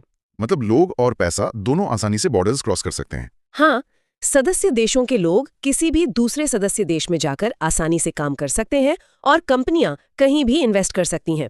यूरोपियन इकोनॉमिक एरिया EEA इसका एक अच्छा उदाहरण है। और इस सीढ़ी का आखिरी पायदान? वो है इकोनॉमिक यूनियन। ये सबसे इंटीग्रेटेड फॉर्म है। इसमें कॉमन मार्केट के साथ साथ मेंबर्स की इकोनॉमिक पॉलिसीज को भी हार्मोनाइज कर दिया जाता है और अक्सर एक कॉमन करेंसी भी अपनाई जाती है। जैसे कि यूरोजोन? बिल्कुल, यूरोजोन इसका क्लासिक एग्जाम्पल है। ये इकोनॉमिक इंटीग्रेशन का शिखर है। ये तो हुई अंतर्राष्ट्रीय स्तर पर साझेदारी की बात, लेकिन अपने एक्सपोर्टर्स को सपोर्ट करने के लिए सरकार देश के अंदर क्या करती है? हमारे सोर्सेस में कुछ सरकारी योजनाओं का जिक्र है। हाँ, द इकोनॉमिक सर्वे 2023-24 में भी इन पहलुओं पर जोर दिया गया है। इनमें से एक प्रमुख योजना है निर्विकर योजना, जिसे निर्यात भी कहते हैं। निर्यात? इसे export credit guarantee corporation of India यानी ECGC ने इंट्रोड्यूस किया है। इसका असल में एक एक्सपोर्टर को क्या फायदा होता है? मान लीजिए कोई छोटा व्यापारी है जो पहली बार अपना माल विदेश भेज रहा है। देखिए, उसके लिए ये योजना एक वरदान की तरह है। पहली बात, उसे बैंक से लोन मिलना आसान हो जाता है। ओके। दूसरी, ये योजना उसे हाई इंश्योरेंस कवर देती है। मतलब अगर फॉरेन बायर पैसा नहीं देता है तो उसका नुकसान काफी हद तक कवर हो जाता है। अच्छा, तो रिस्क कम हो जाता है। हाँ, छोटे एक्सपोर्टर्स के लिए प्रीमियम भी कम है और क्लेम सेटलमेंट प्रोसेस को भी आसान बनाया गया है। ये एक्सपोर्टर्स के मन से रिस्क का डर कम करती है। इसके अलावा भी ट्रेड प्रमोशन के लिए कई उपाय हैं। बिल्कुल। एक और महत्वपूर्ण स्कीम है services exports from India scheme यानी SEIS। ये सर्विसेज सेक्टर के लिए है? हाँ, भारत सर्विसेज का पावर हाउस है और ये स्कीम सर्विसेज के एक्सपोर्टर्स को रिवॉर्ड करती है। उन्हें ड्यूटी क्रेडिट स्क्रिप्ट्स दिए जाते हैं जिन्हें वे इंपोर्ट ड्यूटीज चुकाने के लिए इस्तेमाल कर सकते हैं या किसी और को बेच भी सकते हैं। और स्पेशल इकोनॉमिक जोन्स SEZs का क्या रोल है? ये तो काफी समय से चर्चा में है। SEZ एक्ट 2005 के तहत बने ये जोन्स देश के भीतर ड्यूटी फ्री आइलैंड्स की तरह हैं। Duty free islands? हाँ, इनका मकसद ही एक्सपोर्ट ओरिएंटेड प्रोडक्शन हब्स बनाना है। यहाँ कंपनियों को टैक्स ब्रेक से लेकर सिंगल विंडो क्लियरेंस तक कई सुविधाएं मिलती हैं। 2024 तक भारत के SEZs ने एक्सपोर्ट्स बढ़ाने में काफी योगदान दिया है। इंफ्रास्ट्रक्चर की बात हुई तो सोर्सेज में trade infrastructure for export scheme ties का भी जिक्र है। हाँ, टाई स्कीम का फोकस एक्सपोर्ट के लिए जरूरी इंफ्रास्ट्रक्चर पर है, जैसे पोर्ट्स तक last mile connectivity, testing labs और कोल्ड स्टोरेजेस बनाना। ये एजेंसीज को ऐसे प्रोजेक्ट सेटअप करने के लिए फाइनेंशियल असिस्टेंस देती है। एग्रीकल्चर एक्सपोर्ट्स के लिए भी कोई स्पेसिफिक पॉलिसी है? जी, एग्रीकल्चर एक्सपोर्ट पॉलिसी 2018। इसका लक्ष्य था एग्रीकल्चरल एक्सपोर्ट्स को दोगुना करके $60 बिलियन तक पहुंचाना और ग्लोबल एग्री एक्सपोर्ट्स में भारत का हिस्सा बढ़ाना। और एक बहुत ही महत्वपूर्ण स्कीम है remission of duties and taxes on export products, RODTP। इसने MEIS स्कीम की जगह ली है। ये क्यों इतनी जरूरी है? ये बहुत जरूरी है क्योंकि ये WTO कंप्लायंट है। RODTP का सिद्धांत सिंपल है, टैक्सेस को एक्सपोर्ट नहीं किया जाना चाहिए। अच्छा। ये स्कीम उन सभी एम्बेडेड टैक्सेस और ड्यूटीज को रिइंबर्स करती है जो एक एक्सपोर्टर चुकाता है, जैसे फ्यूल पर टैक्स, इलेक्ट्रिसिटी ड्यूटी, मंडी टैक्स, और जो पहले रिइंबर्स नहीं होते थे। इससे भारतीय प्रोडक्ट्स इंटरनेशनल मार्केट में ज्यादा कंपेटिटिव बन पाते हैं। तो ये स्कीम्स डोमेस्टिक लेवल पर एक्सपोर्टर्स को मजबूत करती हैं, लेकिन जब पूरी ग्लोबल इकोनॉमी में कोई संकट आता है तब कौन तस्वीर में आता है? यहीं से हमारी चर्चा इंटरनेशनल फाइनेंशियल इंस्टीट्यूशंस की ओर मुड़ती है। बिल्कुल। इन IFIs की कहानी शुरू होती है सेकेंड वर्ल्ड वॉर के अंतिम दिनों में हुई एक कॉन्फ्रेंस से, जो UPSC 2025 के लिए भी बहुत रेलेवेंट है, द ब्रेटन वुड्स कॉन्फ्रेंस। हाँ, सोर्सेज बताते हैं ये जुलाई 1944 में USA के न्यू हैम्पशायर में हुई थी। इसमें 44 अलाइड नेशंस शामिल हुए थे। पर इसका मकसद क्या था? दुनिया तो युद्ध लड़ रही थी। मकसद था भविष्य के लिए सोचना। दुनिया ने 2 विश्व युद्ध और 1930s की ग्रेट डिप्रेशन की तबाही देखी थी। ब्रेटन वुड्स के आर्किटेक्ट्स का मानना था कि इकोनॉमिक इंस्टेबिलिटी ही अक्सर वॉर्स की जड़ होती है। इसलिए उन्होंने एक स्टेबल इंटरनेशनल मॉनेटरी सिस्टम बनाने का प्लान बनाया ताकि देश फिर से वैसी आर्थिक अराजकता में न फंसे। और इसी कॉन्फ्रेंस से 2 जुड़वां संस्थाओं का जन्म हुआ, IMF और वर्ल्ड बैंक। एग्जैक्टली। पहले वर्ल्ड बैंक ग्रुप WBG की बात करते हैं। हालांकि इसका नाम बैंक है, पर यह कोई आम कमर्शियल बैंक नहीं है। तो इसका काम क्या है? इसका मुख्य उद्देश्य विकासशील देशों में गरीबी कम करना और लॉन्ग टर्म सस्टेनेबल डेवलपमेंट को बढ़ावा देना है। आज इसके 189 सदस्य देश हैं। वर्ल्ड बैंक ग्रुप असल में 5 अलग-अलग इंस्टीट्यूशंस का एक परिवार है। चलिए इन्हें एक-एक करके समझते हैं। सबसे पहला और ओरिजिनल इंस्टीट्यूशन है IBRD, international bank for reconstruction and development, जो 1944 में बना। IBRD। इसका शुरुआती काम युद्ध से तबाह हुए यूरोप को फिर से खड़ा करना था। आज ये मिडिल इनकम देशों को डेवलपमेंट प्रोजेक्ट्स के लिए लोन्स देता है। भारत इसका सदस्य है। इसके बाद है IDA, इंटरनेशनल डेवलपमेंट एसोसिएशन, जो 1960 में बनी। इसे वर्ल्ड बैंक की सॉफ्ट लोन विंडो भी कहते हैं। बिल्कुल सही। IDA दुनिया के सबसे गरीब देशों को बहुत ही लो इंटरेस्ट पर या इंटरेस्ट फ्री लोन्स और ग्रांट्स देती है। इसका फोकस पॉवर्टी रिडक्शन पर है। भारत आइडिया से लोन लेता भी रहा है और अब आइडिया को कंट्रीब्यूट भी करता है। तीसरा है IFC, इंटरनेशनल फाइनेंस कॉर्पोरेशन 1956, इसका काम क्या है? आईएफसी का फोकस पूरी तरह से प्राइवेट सेक्टर पर है। ये विकासशील देशों में प्राइवेट कंपनीज को इन्वेस्टमेंट और एडवाइस देता है ताकि वहां जॉब्स क्रिएट हो और इकोनॉमिक ग्रोथ हो। ओके, और चौथा? चौथा है MIGA, multilateral investment guarantee agency, 1988। इसका काम है विकासशील देशों में फॉरेन डायरेक्ट इन्वेस्टमेंट FDI को एनकरेज करने के लिए पोटेंशियल रिस्क इंश्योरेंस देना। पोटेंशियल रिस्क इंश्योरेंस मतलब अगर कोई कंपनी किसी देश में इन्वेस्ट करती है और वहां युद्ध या पॉलिटिकल इंस्टेबिलिटी की वजह से उसका पैसा डूब जाता है, तो MIGA उस नुकसान की भरपाई करती है। ये इन्वेस्टर्स को एक तरह की सिक्योरिटी देती है। भारत इसका भी सदस्य है। और पांचवा है ICSID, international centre for settlement of investment disputes, 1966। लेकिन यहाँ एक ट्विस्ट है, भारत इसका सदस्य नहीं है। हाँ, और ये एक बहुत इंटरेस्टिंग पॉइंट है। ICSID इन्वेस्टर और होस्ट कंट्री के बीच होने वाले डिस्प्यूट्स को सुलझाने के लिए एक प्लेटफॉर्म है। तो भारत इसका सदस्य क्यों नहीं है? क्योंकि भारत अपनी सॉवरेनिटी को लेकर बहुत कॉशियस है। भारत का मानना है कि ऐसे डिस्प्यूट्स का निपटारा देश के अपने लीगल सिस्टम के तहत होना चाहिए, ना कि किसी इंटरनेशनल बॉडी के जरिए। वर्ल्ड बैंक अपनी कुछ बहुत ही इन्फ्लुएंशियल रिपोर्ट्स के लिए भी जाना जाता है। हाँ, जैसे वर्ल्ड डेवलपमेंट रिपोर्ट और ह्यूमन कैपिटल इंडेक्स। पहले ये ease of doing business report भी निकालता था, जो बहुत पॉपुलर थी। हाँ, पर वो अब बंद हो गई है। जी, डेटा मैनिपुलेशन के आरोपों के बाद उसे बंद कर दिया गया। UPSC 2016 में से जुड़ा सवाल भी आया था। जहां तक शेयर होल्डिंग की बात है, यूनाइटेड स्टेट्स आज भी वर्ल्ड बैंक का सबसे बड़ा शेयर होल्डर है। चलिए, अब हमारे सोर्सेज में दिए गए कुछ स्पेशल बॉक्सेस पर नजर डालते हैं। पहला है वेट बल्ब टेम्परेचर। ये अचानक से यहाँ क्यों रेलेवेंट हो गया है? ये सीधे तौर पर वर्ल्ड बैंक के फोकस एरियाज यानी क्लाइमेट चेंज और उसके इकोनॉमिक इम्पैक्ट से जुड़ा है। वेट बल्ब टेम्परेचर सिर्फ तापमान नहीं है, ये हवा में गर्मी और नमी दोनों को मापता है। और इसकी 35 डिग्रीज की लिमिट इतनी खतरनाक क्यों है? क्योंकि 35 डिग्रीज वेट बल्ब टेम्परेचर पर इंसान का शरीर पसीने के जरिए खुद को ठंडा नहीं कर पाता। ऐसे में कुछ ही घंटों में इंसान की मौत हो सकती है। सोर्सेज का कहना है कि दुनिया में कुछ जगहें, खासकर साउथ एशिया में, इस लिमिट को पार करने के कगार पर है। ये तो वाकई चिंता की बात है। दूसरा box proposed UN international years 2025-2029 के बारे में है।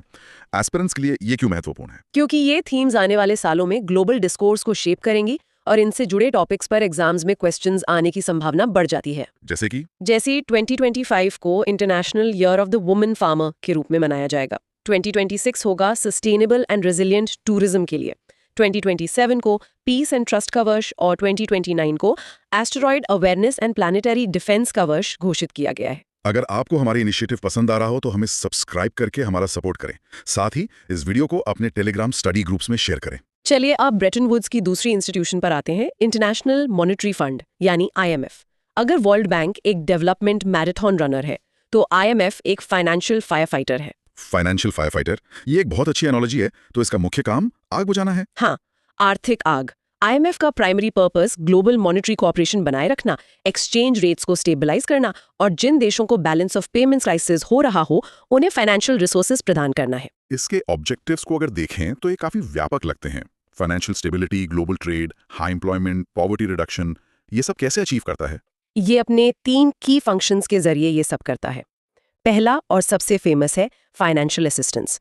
जब किसी देश का फॉरेन एक्सचेंज रिजर्व खत्म होने लगता है, जैसे 1991 में भारत के साथ हुआ था, तब IMF उसे लोन देता है। इस पर UPSC 2011 में सवाल भी आया था। हाँ, दूसरा फंक्शन है सर्विलेंस। IMF सभी सदस्य देशों की इकोनॉमीज पर नजर रखता है और उन्हें पॉलिसी पर सलाह देता है।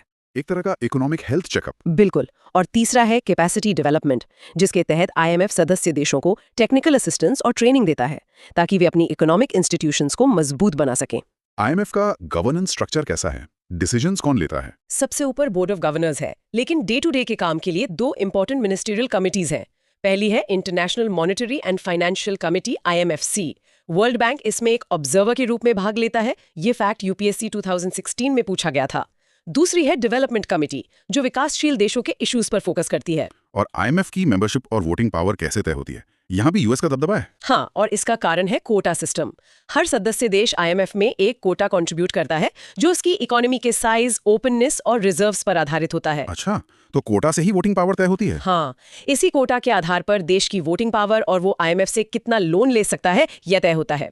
तो कोटा फॉर्मूला है GDP 50%, openness 30%, economic variability 15%, international reserves 5%। तो टॉपर कौन है और भारत कहाँ है? IMF से जुड़ा एक और बहुत ही यूनिक कॉन्सेप्ट है, स्पेशल ड्राइंग राइट्स SDRs। इसको समझना हमेशा थोड़ा मुश्किल लगता है। क्या ये कोई करेंसी है? नहीं, ये कोई करेंसी नहीं है। ये IMF द्वारा बनाया गया एक इंटरनेशनल रिजर्व एसेट है। इसका मूल्य दुनिया की 5 प्रमुख मुद्राओं $, euro, Chinese renminbi, Japanese yen और ब्रिटिश पाउंड की एक बास्केट पर आधारित होता है। तो इसका असल में इस्तेमाल कैसे होता है? सोर्सेज में कोविड-19 वैक्सीन परचेज का एक उदाहरण दिया गया है। उसे समझते हैं। स्टेप 1, IMF भारत को उसके कोटा के हिसाब से SDRs एलोकेट करता है। ओके। भारत इन SDRs को सीधे वैक्सीन खरीदने के लिए इस्तेमाल नहीं कर सकता, लेकिन वो किसी ऐसे देश के साथ जैसे जापान, जिसके पास बहुत सारे डॉलर्स हैं, इन SDRs को एक्सचेंज कर सकता है। अच्छा, तो SDRs के बदले डॉलर्स ले सकता है? हाँ। स्टेप 3, अब भारत उन डॉलर से वैक्सीन खरीद सकता है। ये ग्लोबल फाइनेंशियल सिस्टम में लिक्विडिटी डालने का एक तरीका है। अब बात करते हैं IMF बेलआउट्स और उससे जुड़ी कंडीशनैलिटी की। ये कंडीशनैलिटी क्या है जिसे लेकर इतनी आलोचना होती है? जब IMF किसी संकट में फंसे देश को लोन देता है, तो वो साथ में कुछ शर्तें भी रखता है। इन शर्तों को ही कंडीशनैलिटी कहते हैं। इसमें देश को फिस्कल डिसिप्लिन लाने, ट्रांसपेरेंसी बढ़ाने और स्ट्रक्चरल रिफॉर्म्स करने के लिए कहा जाता है। लेकिन आलोचकों का कहना है कि ये शर्तें अक्सर गरीब देशों पर ऑस्टेरिटी पॉलिसीज थोपती हैं, जिससे हेल्थ और एजुकेशन जैसे जरूरी क्षेत्रों में कटौती होती है। ये बिल्कुल सही क्रिटिक है। IMF का तर्क है कि ये रिफॉर्म्स देश की इकोनॉमी को लॉन्ग टर्म में स्टेबल करने के लिए जरूरी हैं, लेकिन इसका इम्प्लीमेंटेशन अक्सर पेनफुल होता है। भारत और IMF का संबंध कैसा रहा है? हम तो फाउंडिंग मेंबर्स में से एक हैं। हाँ, हमारा संबंध काफी ऐतिहासिक रहा है, लेकिन सबसे महत्वपूर्ण बेलआउट 1991 के BOP क्राइसिस के दौरान मिला। उस लोन के साथ स्ट्रक्चरल रिफॉर्म्स की शर्त भी थी और उसी ने भारत में इकोनॉमिक लिबरलाइजेशन के दरवाजे खोले। और आज क्या स्थिति है? आज भारत कोटा साइज और वोटिंग पावर दोनों में 8वें स्थान पर है। अच्छी बात यह है कि 1993 के बाद से भारत को IMF से फाइनेंशियल असिस्टेंस लेने की जरूरत नहीं पड़ी है। अब हम IMF में एक बोरोवर के बजाय एक कंट्रीब्यूटर की भूमिका में हैं। अंत में हमारे सोर्सेज में की IMF लेंडिंग फैसिलिटीज की एक लंबी लिस्ट है। क्या हम इन्हें कैटेगरीज में बांटकर समझ सकते हैं? बिल्कुल, चलिए इन्हें पर्पस के हिसाब से देखते हैं।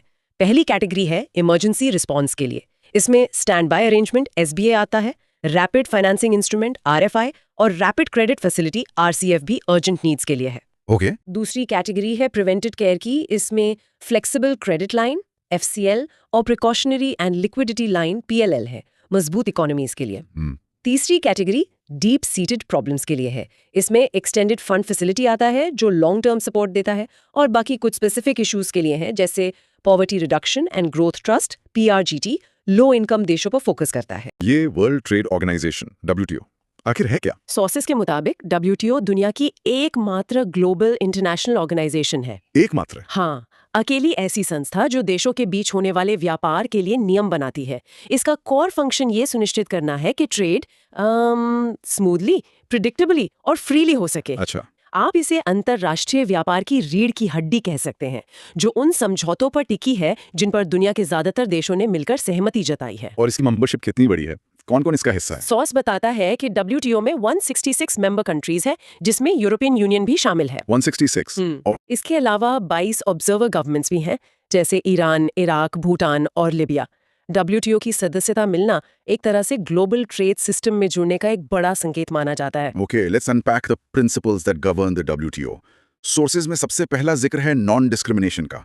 ये सुनने में तो सीधा लगता है, पर इसका असली मतलब क्या है? हाँ, ये इसका सबसे फंडामेंटल सिद्धांत है। इसमें बेसिकली 2 हिस्से हैं। 2 हिस्से। पहला है मोस्ट फेवर्ड नेशन यानी MFN ट्रीटमेंट। इसका मतलब है कि अगर आप अपने किसी एक ट्रेड पार्टनर को कोई खास रियायत देते हैं, जैसे किसी सामान पर कस्टम ड्यूटी कम करते हैं, तो आपको वही रियायत बाकी सभी WTO मेंबर्स को भी देनी होगी। आप दोस्तों में भेदभाव नहीं कर सकते। यानी सबके साथ एक जैसा बर्ताव। Equal treatment for all. Exactly. अगला प्रिंसिपल है रेसिप्रोसिटी। रेसिप्रोसिटी मतलब एक हाथ दे, एक हाथ ले। इसका मतलब है कि मेंबर्स अपने मार्केट्स खोलने और ट्रेड कंसेशंस एक्सचेंज करने पे अग्री करते हैं for similar actions by other members. ये एक तरह का गिव एंड टेक है। बिल्कुल। फिर आता है मार्केट एक्सेस। ये सुनिश्चित करता है कि ट्रेड बैरियर्स मतलब व्यापार की रुकावटें धीरे धीरे कम हो और व्यापार से जुड़े जो भी फ्रिक्शंस हैं उन्हें एड्रेस किया जाए। And the role based trading system. ये ट्रेड रिलेशंस के लिए एक प्रिडिक्टेबल और ट्रांसपेरेंट फ्रेमवर्क देता है, ताकि सबको पता हो कि नियम क्या है और उनका पालन कैसे होगा। इकोनॉमिक डेवलपमेंट का प्रिंसिपल भी है। हाँ, ये डेवलपिंग और लीस्ट डेवलप्ड कंट्रीज के इकोनॉमिक ग्रोथ को बढ़ावा देता है, उन्हें ग्लोबल ट्रेडिंग सिस्टम में बेहतर तरीके से इंटीग्रेट करके। And finally trade dispute resolution, ये तो बहुत जरूरी लगता है। ये WTO की आत्मा है, कह सकते हैं। ये सदस्यों के बीच व्यापारिक विवादों को सुलझाने के लिए एक मैकेनिज्म देता है, जिससे टेंशन्स कम होती हैं और कोऑपरेशन को बढ़ावा मिलता है। अब बात करते हैं WTO के गोल्स की।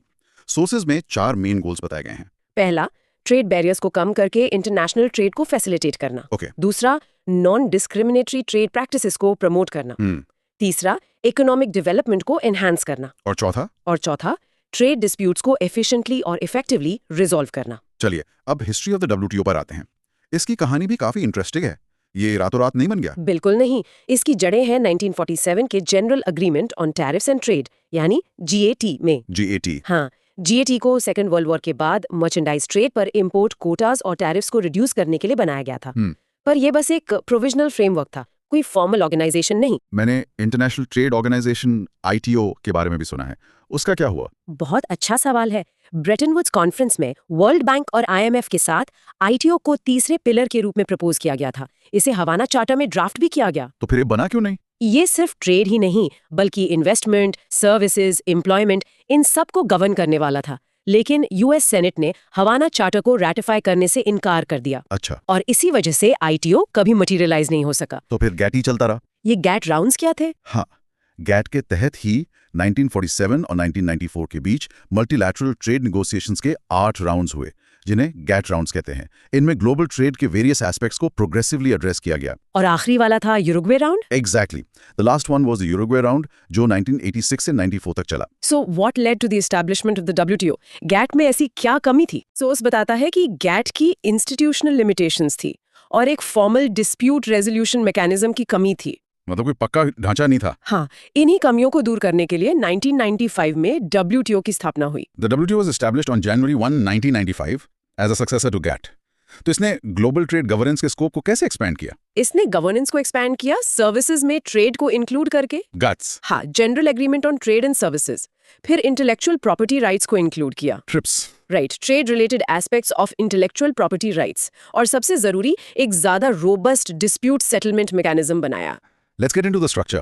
टॉप पर है मिनिस्टीरियल कॉन्फ्रेंस। यस, ये WTO की हाईएस्ट डिसीजन मेकिंग बॉडी है। इसकी मीटिंग हर 2 साल में होती है। हर 2 साल में? हाँ, और इसमें सभी WTO मेंबर्स शामिल होते हैं और ये मल्टीलैटरल ट्रेड अग्रीमेंट्स के सभी मामलों पर अथॉरिटी रखती है। मिनिस्टीरियल कॉन्फ्रेंस के नीचे आता है general council. General council Geneva, Switzerland में स्थित है। ये मिनिस्टीरियल कॉन्फ्रेंसेस के बीच के समय में highest level decision making body का काम करता है। इसमें आमतौर पर सभी मेंबर गवर्नमेंट्स के एम्बेसडर्स होते हैं। और जनरल काउंसिल के 2 और फंक्शंस भी हैं। हाँ, ये ट्रेड पॉलिसी रिव्यू बॉडी मतलब TPRB और डिस्प्यूट सेटलमेंट बॉडी यानी DSB के रूप में भी काम करता है। अब बात करते हैं councils reporting to the general council की। इसमें 3 मेन काउंसिल्स हैं। पहली है गुड्स काउंसिल, जो गुड्स में ट्रेड के अग्रीमेंट्स को मैनेज करती है। ओके। दूसरी है सर्विसेज काउंसिल, जो सर्विसेज अग्रीमेंट्स को हैंडल करती है। और तीसरी है ट्रिप्स काउंसिल, जो intellectual property rights related trade issues को ओवरसी करती है। और डिस्प्यूट सेटलमेंट मैकेनिज्म जिसकी हम बात कर रहे थे, वो असल में काम कैसे करता है?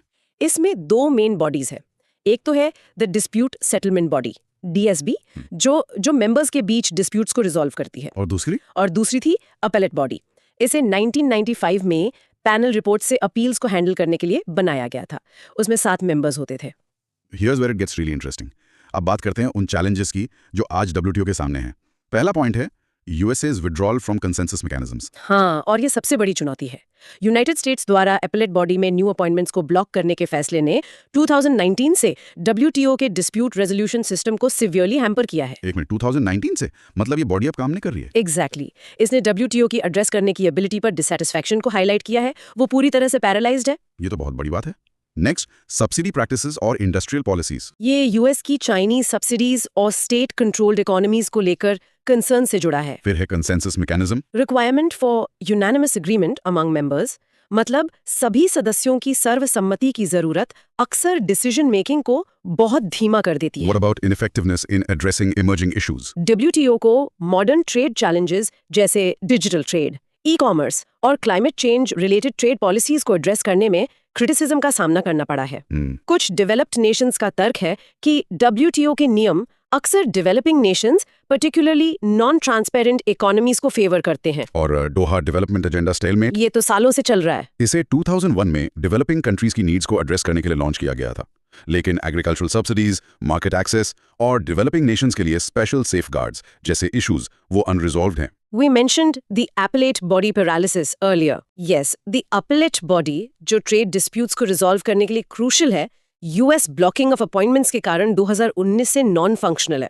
तो इसने WTO के डिस्प्यूट रेजोल्यूशन मैकेनिज्म की क्रेडिबिलिटी को अंडरमाइन किया है। बिल्कुल। Rise of regional trade agreements RTAs भी एक चैलेंज है। हाँ, ट्रांस-पैसिफिक पार्टनरशिप TPP और regional comprehensive economic partnership RCEP जैसे RTAs का प्रोलिफरेशन ये मल्टीलैटरल ट्रेड नेगोशिएशन से ध्यान हटा रहा है। पैंडेमिक इंड्यूस्ड ट्रेड डिस्ट्रप्शंस का भी जिक्र है। कोविड-19 ने ग्लोबल सप्लाई चेन्स को मैनेज करने में WTO की लिमिटेड रोल को हाईलाइट किया, जिससे रिफॉर्म्स की नीड पर जोर दिया गया। Finally, special and differential treatment SNDT developed Nations ने इसके क्राइटेरिया पर सवाल उठाए हैं, आर्ग्यूइंग दैट डेवलपिंग कंट्रीज जैसे इंडिया और चाइना को अब मार्केट डिस्टॉर्टिंग सब्सिडीज का इस्तेमाल नहीं करना चाहिए। अच्छा, इस एरिया में रिफॉर्म्स की कॉल्स ने SNNT प्रोविजंस को लेकर मतभेद पैदा कर दिए हैं। चलिए अब कुछ कोर प्रिंसिपल्स और एग्रीमेंट्स पर और गहराई से फोकस करते हैं। पहला है नेशनल ट्रीटमेंट। ये WTO का एक फंडामेंटल प्रिंसिपल है। ये सुनिश्चित करता है कि एक बार गुड्स मेंबर कंट्री के मार्केट में एंटर कर जाएं तो उन पर डोमेस्टिकली प्रोड्यूस्ड गुड्स के बराबर ही ट्रीट किया जाए। प्रिंसिपल इन डेफिनेशन इंपोर्टेड और डोमेस्टिकली प्रोड्यूस्ड गुड्स को इक्वल फुटिंग पर ट्रीट किया जाना चाहिए। बिल्कुल। और elimination of discrimination. WTO members foreign और डोमेस्टिक प्रोडक्ट्स के बीच भेदभाव को खत्म करने के लिए ऑब्लिगेटेड हैं, जिससे एक लेवल प्लेइंग फील्ड बनता है। Market access, fair competition. हाँ, फॉरेन प्रोडक्ट्स को डोमेस्टिक प्रोडक्ट्स के समान मार्केट एक्सेस मिलना चाहिए और इसका एम है कि डोमेस्टिक प्रोडक्ट्स को अनफेयर एडवांटेज देने वाले डिस्क्रिमिनेटरी मेजर्स को प्रिवेंट किया जाए। We also have non-discrimination committees. ये committees most favoured nation MFN treatment के कंप्लायंस को मॉनिटर करती हैं, ये सुनिश्चित करते हुए कि WTO मेंबर्स के बीच ट्रेड टर्म्स फेयर हों। And the most favored nation MFN treatment in the WTO. इसके दो प्रिंसिपल डेफिनेशन है। पहला, नॉन डिस्क्रिमिनेशन जो डिस्क्रिमिनेटरी ट्रेड प्रैक्टिसेस को रोकता है, और दूसरा है ऑटोमेटिक एक्सटेंशन, मतलब एक मेंबर को दिए गए ट्रेड एडवांटेजेस ऑटोमेटिकली सभी दूसरे मेंबर्स तक एक्सटेंड हो जाते हैं। अब आते हैं WTO agreements in agriculture, the agreement on agriculture AOA। ये 1995 से इफेक्टिव है और इसका एम एक फेयर और market oriented agricultural trading system बनाना है।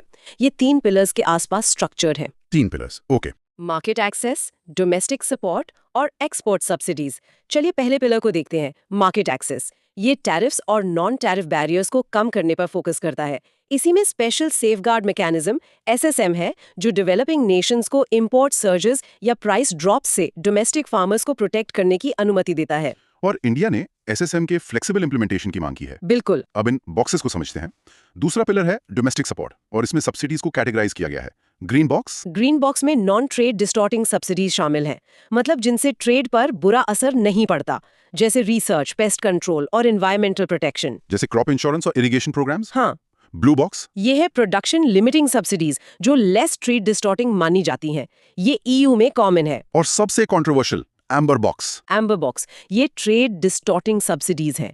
इंडिया का minimum support price MSP program जो सर्टेन क्रॉप्स के लिए प्राइसेस गारंटी करता है, वो इसी कैटेगरी में आता है। इसमें एक डी मिनिमस क्लॉज भी है। हाँ, ये डेवलप्ड कंट्रीज के लिए एग्रीकल्चरल प्रोडक्शन वैल्यू का 5% और डेवलपिंग कंट्रीज के लिए 10% तक एम्बर बॉक्स सपोर्ट की अनुमति देता है। लेकिन ये 1986-1988 के बेस ईयर पर है, जो बहुत पुराना है। बिल्कुल। इंडिया इस लिमिटेड सपोर्ट पर सवाल उठाता रहा है। And the third pillar, export subsidies. इसका एम उन सब्सिडीज को कम करना है जो एक्सपोर्ट्स को आर्टिफिशियली कॉम्पिटिटिव बनाती हैं। डेवलप्ड नेशंस ने 2015 के बाद इन्हें एलिमिनेट कर दिया है, जबकि डेवलपिंग नेशंस को इन्हें फेज आउट करने के लिए 2030 तक का समय दिया गया है। अब फोकस इंडिया पे करते हैं। India's role and challenges under WTO। पहला मुद्दा है public stock holding and food security. India एक अग्रेरियन इकोनॉमी होने के नाते फूड सिक्योरिटी इंश्योर करने में, ग्लोबल ट्रेड रूल्स को शेप करने में एक्टिव रहा है। तो public stock holding for food security, इसमें क्या इशू है? National food security act NFSA जैसे प्रोग्राम्स में MSP पर फूड ग्रेन्स प्रोक्योर करना शामिल है, जो एम्बर बॉक्स लिमिट से ज्यादा हो सकता है। और the peace clause? 2013 Bali ministerial conference में इंडिया जैसे डेवलपिंग नेशंस को फूड सिक्योरिटी प्रोग्राम्स के लिए सब्सिडी लिमिट्स एक्सीड करने की अनुमति मिली, बिना डिस्प्यूट्स का सामना किए, प्रोवाइडेड ट्रांसपेरेंसी रिक्वायरमेंट्स पूरी हों। एग्जैक्टली। हाँ। दूसरा चैलेंज है minimum support price MSP farmers को गारंटीड प्राइसेस इंश्योर करता है, क्रॉप्स को स्टेबलाइज करता है और डिस्ट्रेस को कम करता है, लेकिन ये सीधे मार्केट प्राइसेस को डिस्टॉर्ट करता है। जिससे एम्बर बॉक्स के तहत आने की वजह से ये एक कंटेंशियस इशू बन जाता है। और इंडिया की MSP policy rising domestic prices के कारण अक्सर लिमिट्स ब्रीच करती है, हाँ, जिससे डिप्लोमेटिक नेगोशिएशंस की जरूरत पड़ती है। तीसरा है advocacy for special and differential treatment, SNDT। India developing countries के लिए ट्रेड डिस्टॉर्टिंग मेजर्स को इम्प्लीमेंट करने में फ्लेक्सिबिलिटी की मांग करता है ताकि डेवलपमेंटल चैलेंजेस को एड्रेस किया जा सके। चौथा, चैलेंजेस इन ट्रांसपेरेंसी। WTO को सब्सिडी डेटा की रेगुलर नोटिफिकेशंस की आवश्यकता होती है। इंडिया के डिलेड सबमिशंस पर क्रिटिसिज्म हुई है, जिससे फेयर ट्रेड प्रैक्टिसेस पर कंसर्न्स बढ़े हैं। और पांचवां, एक्सपोर्ट सब्सिडीज। इंडिया शुगर जैसे सेक्टर्स के लिए लिमिटेड एक्सपोर्ट सब्सिडीज प्रदान करता है, लेकिन 2030 तक उन्हें फेज आउट करने के लिए कमिटेड है। अब सोर्सेज में दिए गए टेबल की बात करते हैं। WTO trade related safeguards.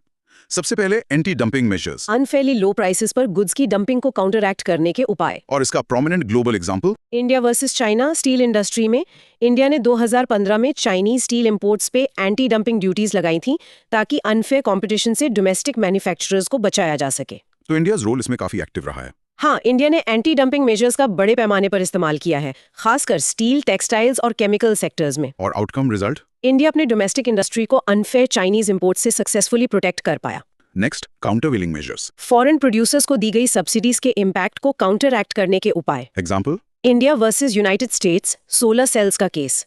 US ने इंडिया की सोलर सेल सब्सिडीज को चैलेंज किया, दावा किया कि उन्होंने WTO रूल्स का वायलेशन किया है। और इसमें इंडियाज रोल? इंडिया ने भी चाइना जैसे देशों द्वारा सब्सिडाइज्ड गुड्स पर काउंटरवेलिंग ड्यूटीज लगाई हैं ताकि डोमेस्टिक इंडस्ट्रीज को प्रोटेक्ट किया जा सके। लेकिन इस केस का आउटकम क्या रहा? इंडिया केस हार गया। WTO ने रूल किया कि India US solar cell producers के खिलाफ रिटेलिटरी टैरिफ्स नहीं लगा सकता। Safeguard measures. Sudden surges in import से डोमेस्टिक इंडस्ट्रीज को प्रोटेक्ट करने के लिए emergency measures. Example? India safeguard measures on Chinese solar panels 2018 में। इंडिया ने सोलर पैनल इंपोर्ट्स पर सेफगार्ड ड्यूटीज लगाई। और इंडियाज रोल? इंडिया ने इस मेजर का इस्तेमाल डोमेस्टिक इंडस्ट्री को अनएक्सपेक्टेड इंपोर्ट सर्जेस से बचाने के लिए किया है, जो लोकल प्रोडक्शन को हार्म पहुंचा सकते हैं। Outcome? Result? The safeguard measure was implemented by India और WTO ने India's right to take temporary protective measures को uphold किया। General agreement on tariffs and trade, GATT, 1994। कुछ शर्तों के तहत टैरिफ्स, कोटास और अदर प्रोटेक्टिव मेजर्स को इम्प्लीमेंट करने की अनुमति देता है। Example? United states and India's trade relations steel tariffs को लेकर 2018 में यूएस ने स्टील इंपोर्ट्स पर टैरिफ्स लगाए, नेशनल सिक्योरिटी कंसर्न्स का हवाला देते हुए। और इंडियाज रोल? इंडिया ने इन टैरिफ्स को WTO में चैलेंज किया, ये आर्ग्यू करते हुए कि उन्होंने GATT प्रोग्राम्स का वायलेशन किया है। और outcome? The WTO sided with India, finding that the US tariffs on steel violated WTO rules. Trade related investment measures, TRIMS. Investment restrictions से संबंधित रेगुलेशंस जो ट्रेड को इफेक्ट करते हैं। एग्जाम्पल है? हाँ, India's foreign direct investment FDI policies. हाँ, India ने ट्रिम्स को इंप्लीमेंट किया है, जैसे local sourcing of a certain percentage of components in sectors like retail and defence. और इंडियाज रोल इसमें कैसा रहा है? इंडिया ने हिस्टोरिकली अपनी FDI पॉलिसीज को एडजस्ट किया है ताकि इन्वेस्टमेंट अट्रैक्ट हो सके, साथ ही WTO ट्रिम्स गाइडलाइंस का पालन करते हुए। Outcome, result, India's FDI policy changes were in line with WTO TRIMS rules and there have been no major disputes. Public health and safety exceptions, GATT Article XX। Public health, safety या environmental protection reasons के लिए trade को restrict करने की अनुमति देता है। Example? India's ban on genetically modified GM foods. India ने GM फूड के इंपोर्ट पर बैन लगा दिया था to protect its biodiversity and consumer health. तो इंडियाज रोल? इंडिया ने पब्लिक हेल्थ एक्सेप्शंस का इस्तेमाल किया है, जिसमें जेनेटिकली मॉडिफाइड ऑर्गेनिजम्स GMOs और पेस्टिसाइड्स पर रिस्ट्रिक्शंस शामिल हैं। Outcome? No major disputes. India's use of Article 2020 in relation to GM foods has been upheld by the WTO in some cases. Sanitary and phytosanitary measures, SPS agreement। Food safety और animal plant health से संबंधित life risk से human, animal और plant को protect करने के नियम। Example? India's ban on Chinese poultry imports 2007 में इंडिया ने बर्ड फ्लू कंसर्न्स के कारण चाइना से पोल्ट्री प्रोडक्ट्स के इंपोर्ट पर बैन लगा दिया था। और इंडियाज रोल? इंडिया ने फूड सेफ्टी इंश्योर करने के लिए SPS मेजर्स का अक्सर इस्तेमाल किया है, खासकर एग्रीकल्चरल इंपोर्ट्स के कॉन्टेक्स्ट में। Outcome? Result? WTO upheld India's right to use SPS measures for health protection, ruling that the ban was scientifically justified. Finally, let's quickly go through some key terms. Most favored nation, MFN। GATT में एक clause जो members के बीच non discriminatory trade को सुनिश्चित करता है। Dumping. किसी defined good को होम मार्केट से कम प्राइस पर बेचने का प्रैक्टिस जो अक्सर एंटी डंपिंग ड्यूटीज को ट्रिगर करता है। Validity period of anti dumping duty.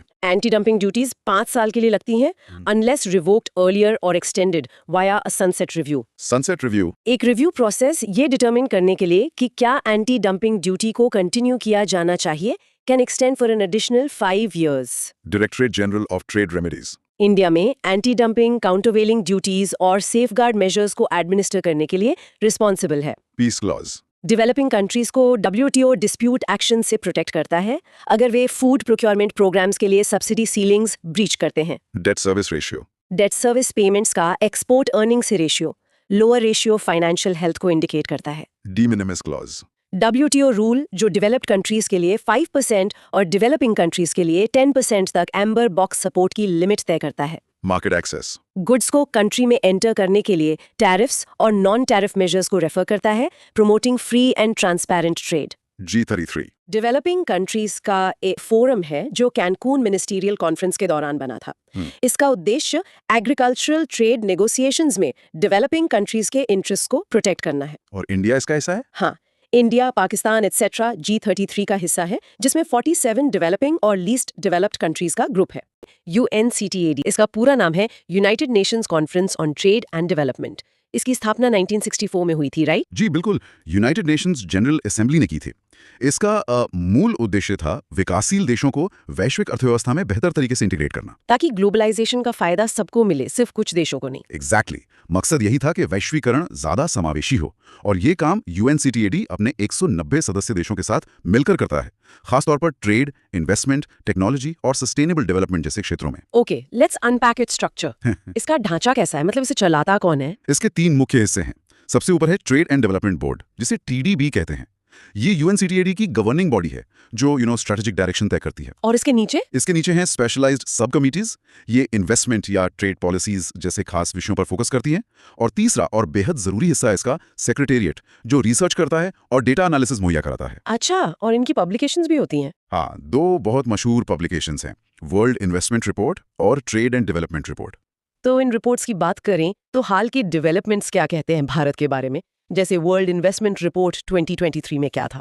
उस रिपोर्ट के अनुसार भारत टेक्नोलॉजी, मैन्युफैक्चरिंग और रिन्यूएबल एनर्जी में फॉरेन डायरेक्ट इन्वेस्टमेंट मतलब FDI अट्रैक्ट करने के लिए जबरदस्त प्रयास कर रहा है। रिपोर्ट में इन कोशिशों को सराहा गया है। और ट्रेड एंड डेवलपमेंट रिपोर्ट, उसमें भी कुछ खास था? हाँ, ट्रेड एंड डेवलपमेंट रिपोर्ट 2023 ने भारत के ग्रीन इनिशिएटिव्स पर रोशनी डाली, खासकर रिन्यूएबल एनर्जी और इलेक्ट्रिक व्हीकल्स के क्षेत्र में जो काम हो रहा है उसे सस्टेनेबल ग्रोथ का एक अहम हिस्सा माना गया। बिल्कुल। और फिर एक और रिपोर्ट है, डिजिटल इकोनॉमी रिपोर्ट 2023। इसने भारत की बढ़ती डिजिटल इकोनॉमी की तारीफ की, खासकर फिनटेक और ई-कॉमर्स में। लेकिन मुझे लगता है इसमें कुछ चिंताएं भी जताई गई होंगी। हाँ बिल्कुल, रिपोर्ट ने डिजिटल डिवाइड यानी डिजिटल असमानता और डेटा प्राइवेसी से जुड़ी चिंताओं पर भी ध्यान दिलाया है। राइट, तो अब ग्लोबल ट्रेड में भारत की मौजूदा भूमिका को समझते हैं। बिल्कुल, भारत की भूमिका कई मायनों में अहम है। सबसे पहले एक्सपोर्ट्स एंड FDI। भारत अपने IT सर्विसेज और फार्मास्यूटिकल्स में मजबूत एक्सपोर्ट ग्रोथ के लिए जाना जाता है। और साथ ही ये FDI पाने वाले शीर्ष देशों में से भी एक है, खासकर टेक सेक्टर में। सही कहा। दूसरा पॉइंट है supply chains and manufacturing. Bharat में ग्लोबल सप्लाई चेन्स का एक प्रमुख केंद्र बनने की अपार क्षमता है। और मेक इन इंडिया जैसी पहल इसी को तो मजबूत कर रही है। एग्जैक्टली। और तीसरा पहलू है ग्रीन ट्रेड। भारत जिस तरह से रिन्यूएबल एनर्जी की ओर बढ़ रहा है, उससे वो ग्रीन ट्रेड में एक उभरता हुआ खिलाड़ी बन गया है। सोलर पावर में तो संभावनाएं बहुत ज्यादा हैं। तो इन्हीं सब के आधार पर भविष्य के लिए कुछ प्रेडिक्शंस भी होंगी? हाँ है। पहला तो है सर्विस एक्सपोर्ट्स को लेकर। उम्मीद है कि IT और दूसरे सर्विस सेक्टर्स में भारत की मजबूत बढ़त जारी रहेगी, जिससे देश का ट्रेड सरप्लस बढ़ेगा। दूसरा अनुमान शायद ग्लोबल सप्लाई चेन से जुड़ा है। बिल्कुल, माना जा रहा है कि भारत ग्लोबल मैन्युफैक्चरिंग के लिए एक सेंट्रल हब बनने की राह पर है, जिसे घरेलू सुधारों से और भी बल मिल रहा है। और तीसरा डिजिटल इकोनॉमी लीडरशिप। हाँ, भारत की डिजिटल इकोनॉमी वैश्विक व्यापार में एक हब बनने को तैयार है। हालांकि इसके लिए मजबूत रेगुलेटरी फ्रेमवर्क्स की जरूरत होगी, जो डेटा प्राइवेसी और सिक्योरिटी को सुनिश्चित कर सकें। तो जब भारत इतनी दवाइयाँ, सॉफ्टवेयर और सर्विसेज दुनिया को बेच रहा है, तो एक बड़ा सवाल खड़ा होता है, इन आइडियाज और फॉर्मूलाज की चोरी को कैसे रोका जाए? यहीं पर इंटेलेक्चुअल प्रॉपर्टी राइट्स यानी IPR की भूमिका शुरू होती है। ये है क्या असल में? What's fascinating here is IPR असल में क्रिएटर्स को उनके इन्वेंशंस, साहित्यिक कामों, ट्रेडमार्क्स मतलब इन जैसी बौद्धिक संपत्तियों पर दिए गए विशेष अधिकार हैं। ये अधिकार उन्हें एक सीमित समय के लिए अपने काम से आर्थिक लाभ उठाने की अनुमति देते हैं। हाँ, ताकि और ज्यादा क्रिएटिविटी और इनोवेशन को बढ़ावा मिले। और दिलचस्प बात यह है कि आईपीआर का अधिकार universal declaration of human rights के आर्टिकल 27 में भी निहित है। अच्छा। जी, ये आर्टिकल हर किसी को अपने वैज्ञानिक, साहित्यिक और कलात्मक कामों के संरक्षण का अधिकार देता है। तो आईपीआर की दुनिया तो बहुत बड़ी होगी। इसे समझने के लिए क्या हम इसे कुछ मुख्य कैटेगरीज में बांट सकते हैं? हाँ बिल्कुल। सबसे पहले आता है कॉपीराइट। ये मौलिक, साहित्यिक, कलात्मक और संगीत से जुड़े कामों की रक्षा करता है, जैसे किताबें, फिल्में, गाने। और इसका प्रोटेक्शन कब तक रहता है? ये सुरक्षा क्रिएटर की मृत्यु के 50 साल बाद तक रहती है। फिर आते हैं ट्रेडमार्क्स। ये तो लोगोज और ब्रांड नेम्स के लिए होते हैं। जी हाँ, ये उन विशेष चिन्हों, लोगोज या नामों की पहचान करते हैं जो किसी प्रोडक्ट या सर्विस को दूसरों से अलग बनाते हैं। ये सुरक्षा तब तक बनी रहती है जब तक वो चिन्ह अपनी पहचान बनाए रखता है। इसी से जुड़ा एक और खास प्रकार है जियोग्राफिकल इंडिकेशंस। बिल्कुल, ये उन उत्पादों की पहचान करते हैं जिनकी अनूठी विशेषता उनके भौगोलिक मूल से जुड़ी होती है, जैसे कि दार्जिलिंग टी। राइट। और आविष्कारों के लिए? उसके लिए है पेटेंट्स। ये नए आविष्कारों को सुरक्षा देते हैं। आविष्कारक को 20 साल के लिए एक्सक्लूसिव अधिकार मिलते हैं, बशर्ते आविष्कार नया हो और उसका औद्योगिक उपयोग संभव हो। ओके। और इंडस्ट्रियल डिजाइन्स? ये किसी उत्पाद के बाहरी डिजाइन, आकार या रंग रूप की रक्षा करते हैं जिनका एस्थेटिक वैल्यू हो। इनके अलावा भी कुछ और महत्वपूर्ण प्रकार है? हाँ, 2-3 और हैं, जैसे ट्रेड सीक्रेट्स। ये गोपनीय व्यावसायिक जानकारी की रक्षा करते हैं, जैसे कोई गुप्त फॉर्मूला या निर्माण प्रक्रिया, जो कंपनी को कंपेटिटिव एज देती है। एग्जैक्टली। फिर है layout design of integrated circuits. ये कंप्यूटर चिप्स के डिजाइन, लेआउट की रक्षा करता है। और आखिर में प्लांट वैरायटीज। ये सदस्य देशों को पौधों की नई किस्मों की रक्षा के लिए प्रोत्साहित करता है। Here's where it gets really interesting। तो अगर किसी ने कोई आविष्कार करके पेटेंट ले लिया, तो क्या वो उसमें छोटा-मोटा बदलाव करके अपना पेटेंट हमेशा के लिए बढ़ा सकता है? आपने बिल्कुल सही मुद्दा उठाया। आईपीआर की दुनिया में इस प्रैक्टिस को एवरग्रीनिंग कहते हैं। इसका मतलब है मौजूदा पेटेंट्स में मामूली बदलाव करके नए पेटेंट्स हासिल करना, ताकि 20 साल की सुरक्षा अवधि को बार-बार बढ़ाया जा सके। तो भारत इसे कैसे रोकता है? भारत का पेटेंट्स एक्ट सेक्शन 3D इसी एवरग्रीनिंग को रोकता है। ये साफ कहता है कि किसी दवा में मामूली बदलाव पर तब तक नया पेटेंट नहीं मिलेगा जब तक कि ये न दिखाया जाए कि उस बदलाव से दवा की एफिकेसी में सिग्निफिकेंट एनहांसमेंट हुआ है। इसी वजह से भारत में जेनेरिक दवाएं बन पाती हैं। बिल्कुल। एक और टर्म है कंपल्सरी लाइसेंसिंग। इसका क्या मतलब है? ये एक बहुत पावरफुल प्रोविजन है। कुछ विशेष परिस्थितियों में, जैसे राष्ट्रीय आपातकाल या पब्लिक हेल्थ क्राइसिस के समय, ये सरकार को पेटेंट धारक की सहमति के बिना किसी दूसरी कंपनी को उस प्रोडक्ट को बनाने की अनुमति देने का अधिकार देता है। और ट्रिप्स समझौते में भी इसकी इजाजत है? हाँ बिल्कुल है। अब सवाल उठता है कि इन सब नियमों पर वैश्विक सहमति कैसे बनी? यहीं पर अंतर्राष्ट्रीय कन्वेंशंस की भूमिका आती है। सबसे पुरानी कौन सी है? सबसे पुरानी है पेरिस कन्वेंशन 1883। ये इंडस्ट्रियल प्रॉपर्टी यानी औद्योगिक संपत्ति की सुरक्षा के लिए थी। इसका मुख्य उद्देश्य इन्वेंशंस, ट्रेडमार्क्स और इंडस्ट्रियल डिजाइन्स को सभी सदस्य देशों में प्रोटेक्ट करना था। हाँ, और इसकी सबसे बड़ी बात यह थी कि इसने विदेशी नागरिकों को मेजबान देश के नागरिकों के बराबर अधिकार दिए। भारत 1998 में इसका सदस्य बना। और कला और साहित्य के लिए? उसके लिए है बर्न कन्वेंशन 1886। ये साहित्यिक और कलात्मक कामों की सुरक्षा के लिए एक प्रमुख अंतर्राष्ट्रीय संधि है। इसकी खासियत यह है कि ये कामों को ऑटोमेटिकली प्रोटेक्शन देती है, बिना किसी फॉर्मल रजिस्ट्रेशन के। करेक्ट। और फिर आता है वो समझौता जिसने सब कुछ बदल दिया, ट्रिप्स एग्रीमेंट 1995। इसका पूरा नाम है the agreement on trade related aspects of intellectual property rights. और इसे वर्ल्ड ट्रेड ऑर्गेनाइजेशन यानी WTO एडमिनिस्टर करता है। हाँ, इसका मकसद सभी WTO सदस्य देशों के लिए आईपीआर सुरक्षा और उसे लागू करने के मिनिमम स्टैंडर्ड स्थापित करना था। इसने आईपीआर को अंतर्राष्ट्रीय व्यापार से सीधे जोड़ दिया। तो भारत ट्रिप्स के नियमों का पालन कैसे करता है? भारत अपने कानूनों के जरिए ट्रिप्स का पालन करता है, जैसे पेटेंट्स एक्ट 1970 और geographical indications of goods registration and protection act 1999। अच्छा, तो ये GIs के लिए बनाया गया 1999 का कानून ट्रिप्स कंप्लायंस का हिस्सा था? हाँ, भारत में GI रजिस्ट्रेशन के लिए जिम्मेदार संस्था है controller general of patents, designs and trademarks CGPDT, जो वाणिज्य और उद्योग मंत्रालय के अधीन काम करती है। टिप्स की वजह से भारत को एक बहुत बड़ा बदलाव भी करना पड़ा था, है ना, पेटेंट रिजीम में? हाँ, ये बहुत बड़ा शिफ्ट था। ट्रिप्स की शर्तों के तहत भारत को प्रोसेस पेटेंट रिजीम से प्रोडक्ट पेटेंट रिजीम में जाना पड़ा। तो पहले हम प्रोडक्ट को बनाने के प्रोसेस पर पेटेंट देते थे, प्रोडक्ट पर नहीं। एग्जैक्टली। इससे हमारी कंपनियां किसी भी पेटेंटेड दवा को एक अलग प्रोसेस से बनाकर बेच सकती थीं, जिससे दवाइयां सस्ती होती थीं। लेकिन ट्रिप्स के बाद प्रोडक्ट पर ही पेटेंट मिलने लगा। अब बात करते हैं WIPO की। ये क्या संस्था है और इसका क्या काम है? WIPO यानी वर्ल्ड इंटेलेक्चुअल प्रॉपर्टी ऑर्गेनाइजेशन 1967 में स्थापित हुई थी और ये यूनाइटेड नेशंस की एक विशेष एजेंसी है। आप इसे आईपीआर की दुनिया का ग्लोबल मैनेजर समझ सकते हैं। तो ये इंटरनेशनल ट्रीटीज को एडमिनिस्टर करती है? हाँ, इसके कई जरूरी मैकेनिज्म्स हैं, जैसे पेटेंट कोऑपरेशन ट्रीटी PCT, जो इंटरनेशनल पेटेंट एप्लीकेशंस के लिए है, मैड्रिड प्रोटोकॉल अंतर्राष्ट्रीय ट्रेडमार्क रजिस्ट्रेशन के लिए है, और हेग एग्रीमेंट इंडस्ट्रियल डिजाइन्स की अंतर्राष्ट्रीय सुरक्षा के लिए है। और वाइपो की भूमिका क्या है?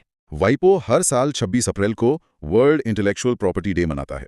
इसके अलावा ये आईपी मानकों और नीतियों को नियंत्रित करने वाली 26 अंतर्राष्ट्रीय संधियों का प्रशासन करता है। भारत इसका सदस्य कब बना? भारत 1975 से वाइपो का सदस्य है और वैश्विक आईपी व्यवस्था के विकास में एक्टिव रहा है। हम पेटेंट कोऑपरेशन ट्रीटी पीसीटी जैसी कई संधियों में शामिल हैं। तो इस पूरी वैश्विक व्यवस्था के साथ तालमेल बिठाते हुए भारत का अपना आईपीआर फ्रेमवर्क कैसा है? भारत का अपना एक मजबूत बौद्धिक संपदा शासन है जो ट्रिप्स समझौते के मानकों के अनुरूप है। भारत का आईपीआर ढांचा इनोवेशन को बढ़ावा देने और साथ ही पब्लिक एक्सेस को प्रोटेक्ट करने के बीच एक संतुलन बनाने पर केंद्रित है। भारत के पेटेंट लॉ की कुछ खास बातें क्या हैं? किसी आविष्कार को पेटेंट करवाने के लिए क्या शर्तें हैं? सबसे पहला है पेटेंटेबिलिटी। पेटेंट पाने के लिए एक आविष्कार को नॉवल यानी नया होना चाहिए, उसमें इन्वेंटिव स्टेप शामिल होना चाहिए और वो केपेबल ऑफ इंडस्ट्रियल एप्लीकेशन होना चाहिए। और कानून में कुछ बड़े बदलाव भी हुए हैं। हाँ, 2005 में हुए अमेंडमेंट्स बहुत महत्वपूर्ण थे। इसने पेटेंट सुरक्षा को भोजन और दवाओं जैसे क्षेत्रों तक बढ़ा दिया जो ट्रिप्स के अनुरूप था। और कंपल्सरी लाइसेंसिंग का प्रावधान भी है। बिल्कुल, जो पब्लिक हेल्थ इमरजेंसीज में काम आता है। और चौथा सेक्शन 3D जो एवरग्रीनिंग को रोकता है। हाल ही में 2021 में भी कुछ नियम बदले गए थे। पेटेंट्स अमेंडमेंट रूल्स 2021, उनमें क्या था? उनमें दो मुख्य बातें थी। पहला, फी रिडक्शन। एजुकेशनल इंस्टीट्यूशंस के लिए पेटेंट फाइल करने की फीस कम कर दी गई ताकि रिसर्च एंड डेवलपमेंट को बढ़ावा मिल सके। और दूसरा था एक्सपेडाइटेड एग्जामिनेशन। एसएमईज, महिला आवेदकों और स्टार्टअप्स के लिए पेटेंट जांच प्रक्रिया को तेज फास्ट ट्रैक करने का प्रावधान किया गया। This raises an important question. हमने जीआईस की बात की थी। भारत में इन खास उत्पादों को कैसे सुरक्षित किया जाता है? इसके लिए एक खास कानून है, the geographical indications of goods registration and protection act 1999। ये उन उत्पादों की पहचान और सुरक्षा में मदद करता है जिनकी क्वालिटी या कैरेक्टरिस्टिक्स उनके ज्योग्राफिकल ओरिजिन से जुड़ी होती हैं। इसके कुछ प्रसिद्ध उदाहरण हैं, जैसे बासमती राइस। हाँ, पंजाब, हरियाणा, उत्तर प्रदेश का। फिर पश्चिम बंगाल की दार्जिलिंग टी, मध्य प्रदेश का चंदेरी फैब्रिक, कर्नाटक का मैसूर सिल्क, हिमाचल प्रदेश का कुल्लू शॉल और कांगड़ा टी। बिल्कुल, ये सब जीआईएस के बेहतरीन उदाहरण हैं। तो भारत के आईपीआर फ्रेमवर्क को कई लेजिस्लेशन सपोर्ट करते हैं। हाँ, पेटेंट्स के लिए द पेटेंट्स एक्ट 1970 है, कॉपीराइट के लिए द कॉपीराइट एक्ट 1957, ट्रेडमार्क्स के लिए the trademarks act 1999, industrial designs के लिए द डिजाइन्स एक्ट 2000 और जीआईएस के लिए the geographical indications of goods act 1999। Correct. फिर इंटीग्रेटेड सर्किट्स के लिए the semiconductor integrated circuits layout design act 2000। और प्लांट वैरायटीज के लिए उसके लिए है the protection of plant varieties and farmers rights act 2001। ये बहुत खास कानून है जो किसानों के अधिकारों की भी रक्षा करता है। और ट्रेड सीक्रेट्स के लिए क्या कोई खास कानून है? नहीं, ट्रेड सीक्रेट्स के लिए भारत में कोई एक स्पेसिफिक लॉ नहीं है, लेकिन इसकी सुरक्षा कॉन्ट्रैक्ट लॉ और अनफेयर कंपटीशन से संबंधित अन्य प्रावधानों के तहत शामिल है। So what does this all mean? अगर हम भारत के आईपीआर कानून की मुख्य विशेषताओं को संक्षेप में बताएं तो वो क्या होंगी? पहली और सबसे महत्वपूर्ण विशेषता है पेटेंटेबिलिटी क्राइटेरिया। पेटेंट केवल उन्हीं आविष्कारों को दिया जाता है जो नॉवेल, नॉन ऑब्वियस और इंडस्ट्रियली एप्लीकेबल हों। और जैसा हमने बात की, पेटेंट्स एक्ट का सेक्शन 3+D पेटेंट्स के एवरग्रीनिंग को रोकता है। दूसरी विशेषता है कॉपीराइट ड्यूरेशन, जो ऑथर के लाइफ टाइम प्लस 60 ईयर्स है। बिल्कुल। और तीसरी और सबसे व्यापक विशेषता है ट्रिप्स कंप्लायंस।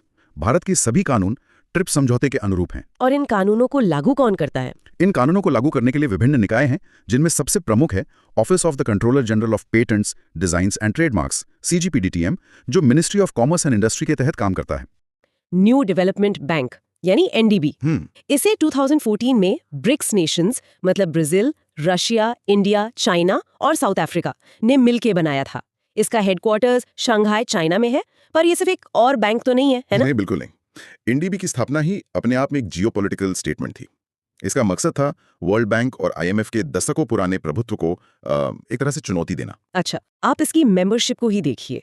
शुरुआत ब्रिक्स देशों से हुई, लेकिन अब इसका दायरा बढ़ रहा है।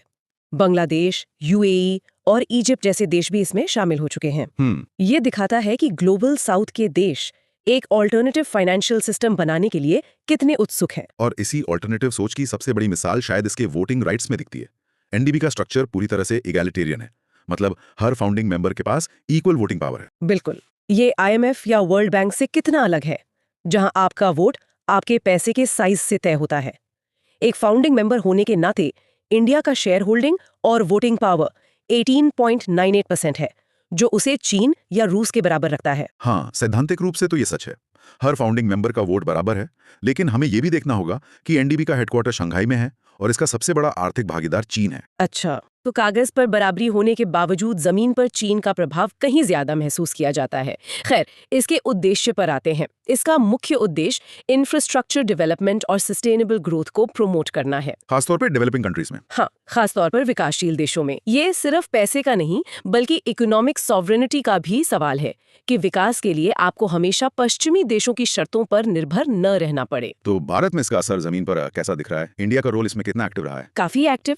एनडीबी ने भारत में कई बड़े प्रोजेक्ट्स को फंड किया है, मुंबई मेट्रो से लेकर दिल्ली गाजियाबाद मीरठ रैपिड रेल तक। अच्छा। और यहाँ तक कि बिहार के रूरल रोड्स के लिए भी एनडीबी ने फाइनेंसिंग की है। 2020 में तो रूरल एम्प्लॉयमेंट और इंफ्रास्ट्रक्चर के लिए $1 बिलियन के एक बड़े लोन पैक्ट को भी मंजूरी दी गई थी। ये दिखाता है कि एनडीबी भारत के डेवलपमेंट गोल्स के साथ सीधे तौर पर जुड़ रहा है। बिल्कुल।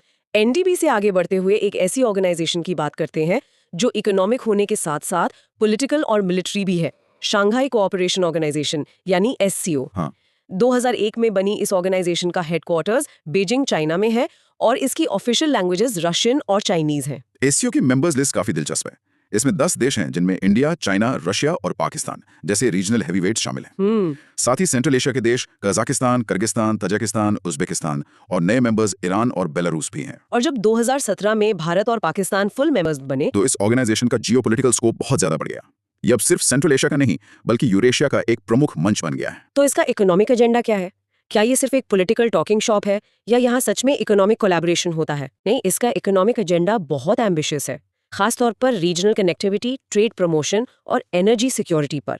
सेंट्रल एशियन देश आप देखिए एनर्जी रिच है और एससीओ उनके बीच सहयोग बढ़ाने का एक प्लेटफॉर्म देता है। और इसमें इंडिया का रोल क्या है, खासतौर पर जब चीन का belt and road initiative BRI भी इसी रीजन में एक्टिव है? यहीं पर भारत की भूमिका स्ट्रेटेजिक हो जाती है। भारत एससीओ के प्लेटफॉर्म का इस्तेमाल international north south transport corridor मतलब INSTC जैसे प्रोजेक्ट्स को बढ़ावा देने के लिए कर रहा है। अच्छा, INSTC। हाँ, INSTC जो भारत को ईरान और रशिया के जरिए सेंट्रल एशिया और यूरोप से जोड़ता है, उसे चीन के BRI के एक वायबल ऑल्टरनेटिव के तौर पर देखा जा रहा है। तो भारत एससीओ में रहकर कनेक्टिविटी पर जोर दे रहा है, लेकिन अपनी शर्तों पर। अब एक बिल्कुल नए फ्रेमवर्क की बात करते हैं जो इंडो पैसिफिक रीजन में तेजी से अपनी जगह बना रहा है। Indo Pacific economic framework IPEF। इसे मई 2022 में यूएस ने लॉन्च किया था और इसमें इंडिया, यूएस, ऑस्ट्रेलिया, जापान समेत 14 देश शामिल हैं। IPF की सबसे फैसिनेटिंग बात इसका स्ट्रक्चर है। ये ट्रेडिशनल फ्री ट्रेड एग्रीमेंट नहीं है। ये 4 मुख्य पिलर्स पर आधारित है। Pillar 1 trade facilitation, pillar 2 supply chain resilience, pillar 3 clean energy and decarbonisation और पिलर 4 फेयर इकोनॉमी जिसमें टैक्स और एंटी करप्शन जैसे मुद्दे हैं। बिल्कुल। और देश अपनी मर्जी से चुन सकते हैं कि वे किन पिलर्स का हिस्सा बनना चाहते हैं। लेकिन IPF के ट्रेड पिलर से भारत ने खुद को अलग कर लिया। कई लोगों ने इसे एक बड़ी चूक बताया। क्या ये भारत का एक डिफेंसिव कदम था या इसके पीछे कोई गहरी रणनीति थी? देखिए, दोनों ही बातें हैं। डिफेंसिव इसलिए क्योंकि भारत को डर था कि अमेरिका और दूसरे विकसित देश डेटा लोकलाइजेशन और लेबर स्टैंडर्ड्स जैसे मुद्दों पर ऐसी शर्तें रख सकते हैं जो हमारी डोमेस्टिक इंडस्ट्रीज के लिए नुकसानदेह हों। लेकिन ये स्ट्रेटेजिक भी है। भारत ने कहा, हम सप्लाई चेन्स और क्लीन एनर्जी पर आपके साथ हैं, लेकिन व्यापार की शर्तें हम अपनी ज़रूरतों के हिसाब से तय करेंगे। ये एक तरह से अपनी बार्गेनिंग पावर का इस्तेमाल करना है, बिना पूरे फ्रेमवर्क को रिजेक्ट किए। चीन के बढ़ते प्रभाव को काउंटर करने की बात चली है तो G7 देशों का initiative build back better world B3W भी बहुत महत्वपूर्ण है। इसे 2021 में लॉन्च किया गया था। हाँ, B3W को सीधे तौर पर चीन के belt and road initiative BRI के जवाब के रूप में देखा जाता है। बिल्कुल। इसका objective low and middle income countries में इंफ्रास्ट्रक्चर फाइनेंसिंग करना है, लेकिन एक बड़े अंतर के साथ। B3W का लक्ष्य ट्रांसपेरेंट, हाई स्टैंडर्ड और क्लाइमेट रेजिलिएंट प्रोजेक्ट्स को बढ़ावा देना है। तो ये सिर्फ इंफ्रास्ट्रक्चर नहीं बल्कि वैल्यूज ड्रिवन इंफ्रास्ट्रक्चर डेवलपमेंट की बात करता है। बिल्कुल सही। और इसमें इंडियाज रोल? भारत ने इसमें पार्टनरशिप की है ताकि ग्लोबली सस्टेनेबल इंफ्रास्ट्रक्चर डेवलपमेंट को बढ़ावा दिया जा सके। इंडिया का शामिल होना इस इनिशिएटिव को डेवलपिंग वर्ल्ड में क्रेडिबिलिटी और वेट देता है। तो B3W का मकसद G7 देशों की तरफ से एक भरोसेमंद फंडिंग ऑल्टरनेटिव देना है। लेकिन इंफ्रास्ट्रक्चर बनाने के लिए सिर्फ पैसा ही काफी नहीं है, क्वालिटी का भरोसा भी चाहिए। और यहीं पर ब्लू डॉट नेटवर्क की भूमिका शुरू होती है। बिल्कुल सही कनेक्शन है। ब्लू डॉट नेटवर्क जिसे 2019 में US, जापान और ऑस्ट्रेलिया ने लॉन्च किया था, वो पैसा नहीं देता। अच्छा। इसे ऐसे समझिए कि ये प्रोजेक्ट्स को मिचेलिन स्टार देता है। अगर किसी प्रोजेक्ट को ब्लू डॉट सर्टिफिकेशन मिल गया तो इसका मतलब है कि वो ट्रांसपेरेंट, सस्टेनेबल और फाइनेंशियली साउंड है। मतलब ये प्राइवेट इन्वेस्टर्स के लिए ग्रीन सिग्नल जैसा है कि यहाँ पैसा लगाना सुरक्षित है। एग्जैक्टली तो ये BRI को सीधे पैसे से नहीं बल्कि क्वालिटी और भरोसे से टक्कर देता है। और जाहिर है इंडियाज रोल यहाँ ग्लोबल स्टैंडर्ड्स को प्रमोट करने का है। भारत इस पहल का समर्थन करता है ताकि इंफ्रास्ट्रक्चर प्रोजेक्ट्स में क्वालिटी और ट्रांसपेरेंसी आए, जिससे प्राइवेट सेक्टर का इन्वेस्टमेंट भी बढ़े। चलिए अब कुछ और की ऑर्गेनाइजेशंस पर आते हैं। शुरुआत करते हैं organisation for economic cooperation and development से, OECD। OECD 1961 में बनी ये संस्था इकोनॉमिक ग्रोथ और वर्ल्ड ट्रेड को बढ़ाने वाली पॉलिसीज को प्रमोट करती है। इसके 38 मेंबर्स ज्यादातर हाई इनकम देश हैं। भारत इसका मेंबर तो नहीं है, लेकिन एक की पार्टनर है। एक की पार्टनर के तौर पर इंडिया का कंट्रीब्यूशन क्या है? एक की पार्टनर के तौर पर भारत टैक्सेशन, इकोनॉमिक पॉलिसी और डेटा शेयरिंग जैसे क्षेत्रों में OECD के साथ कोलैबोरेट करता है। इससे भारत को अपनी पॉलिसीज को ग्लोबल बेस्ट प्रैक्टिसेस के साथ अलाइन करने में मदद मिलती है। और इनकी रिपोर्ट्स भी काफी इन्फ्लुएंशियल होती है ना, जैसे गवर्नमेंट एट अ ग्लैंस और economic outlook. Asian infrastructure investment bank AIIB 2015 में स्थापित इस बैंक का हेडक्वार्टर्स भी बीजिंग, चाइना में है। इसके 105 मेंबर देश हैं। AIIB की खास बात यह है कि भारत इसका दूसरा सबसे बड़ा शेयर होल्डर है, चीन के बाद। हमारे पास लगभग 8% वोटिंग शेयर है, जो हमें इस बैंक में एक मजबूत आवाज देता है। इसका की फीचर, जैसा कि नाम से ही जाहिर है, सस्टेनेबल इंफ्रास्ट्रक्चर को फाइनेंस करना है और भारत इसका एक बड़ा बेनिफिशियरी रहा है। चेन्नई मेट्रो और मुंबई अर्बन ट्रांसपोर्ट जैसे प्रोजेक्ट्स को AIIB से फंडिंग मिली है। लेकिन यहाँ वोटिंग स्ट्रक्चर NDB की तरह एगैलिटेरियन नहीं है ना? नहीं, बिल्कुल नहीं। AIIB में वोट्स मेंबर्स के फाइनेंशियल कंट्रीब्यूशन के आधार पर तय होते हैं। इसीलिए चीन सबसे बड़े कंट्रीब्यूटर के रूप में सबसे बड़ा वोटिंग शेयर रखता है। तो ये वर्ल्ड बैंक और IMF के मॉडल के ज्यादा करीब है। हाँ, बस इसमें लीडरशिप एशियन देशों खासकर चीन के हाथ में है। अब तक हमने जिन बैंकों की बात की वे सब सरकारें चलाती हैं, लेकिन अब एक ऐसे ऑर्गेनाइजेशन की बात करते हैं जो सरकारों की सरकार है, या यूं कहें कि बैंकों का बैंक है। हाँ, ये इतना खुफिया और ताकतवर है कि ज्यादातर लोगों ने इसका नाम भी नहीं सुना होगा। Bank for international settlements, BIS। ये तो बहुत दिलचस्प है। 1930 में स्थापित इसका हेडक्वार्टर्स बाजिल, स्विट्जरलैंड में है। तो इसका काम क्या है? BIS सेंट्रल बैंक्स के लिए एक बैंक के रूप में काम करता है। ये दुनिया भर के सेंट्रल बैंक गवर्नर्स के लिए एक मीटिंग पॉइंट है, जहां वे मॉनेटरी पॉलिसी पर समन्वय करते हैं। अच्छा। यह global monetary and financial stability की निगरानी करता है। भारत का RBI समेत दुनिया के 60 सेंट्रल बैंक्स इसके सदस्य हैं। और स्टेबिलिटी की बात करें तो फाइनेंशियल स्टेबिलिटी बोर्ड FSB का जिक्र भी जरूरी है। हाँ, FSB की स्थापना 2009 में G20 फ्रेमवर्क के तहत हुई थी, 2008 के ग्लोबल फाइनेंशियल क्राइसिस के बाद।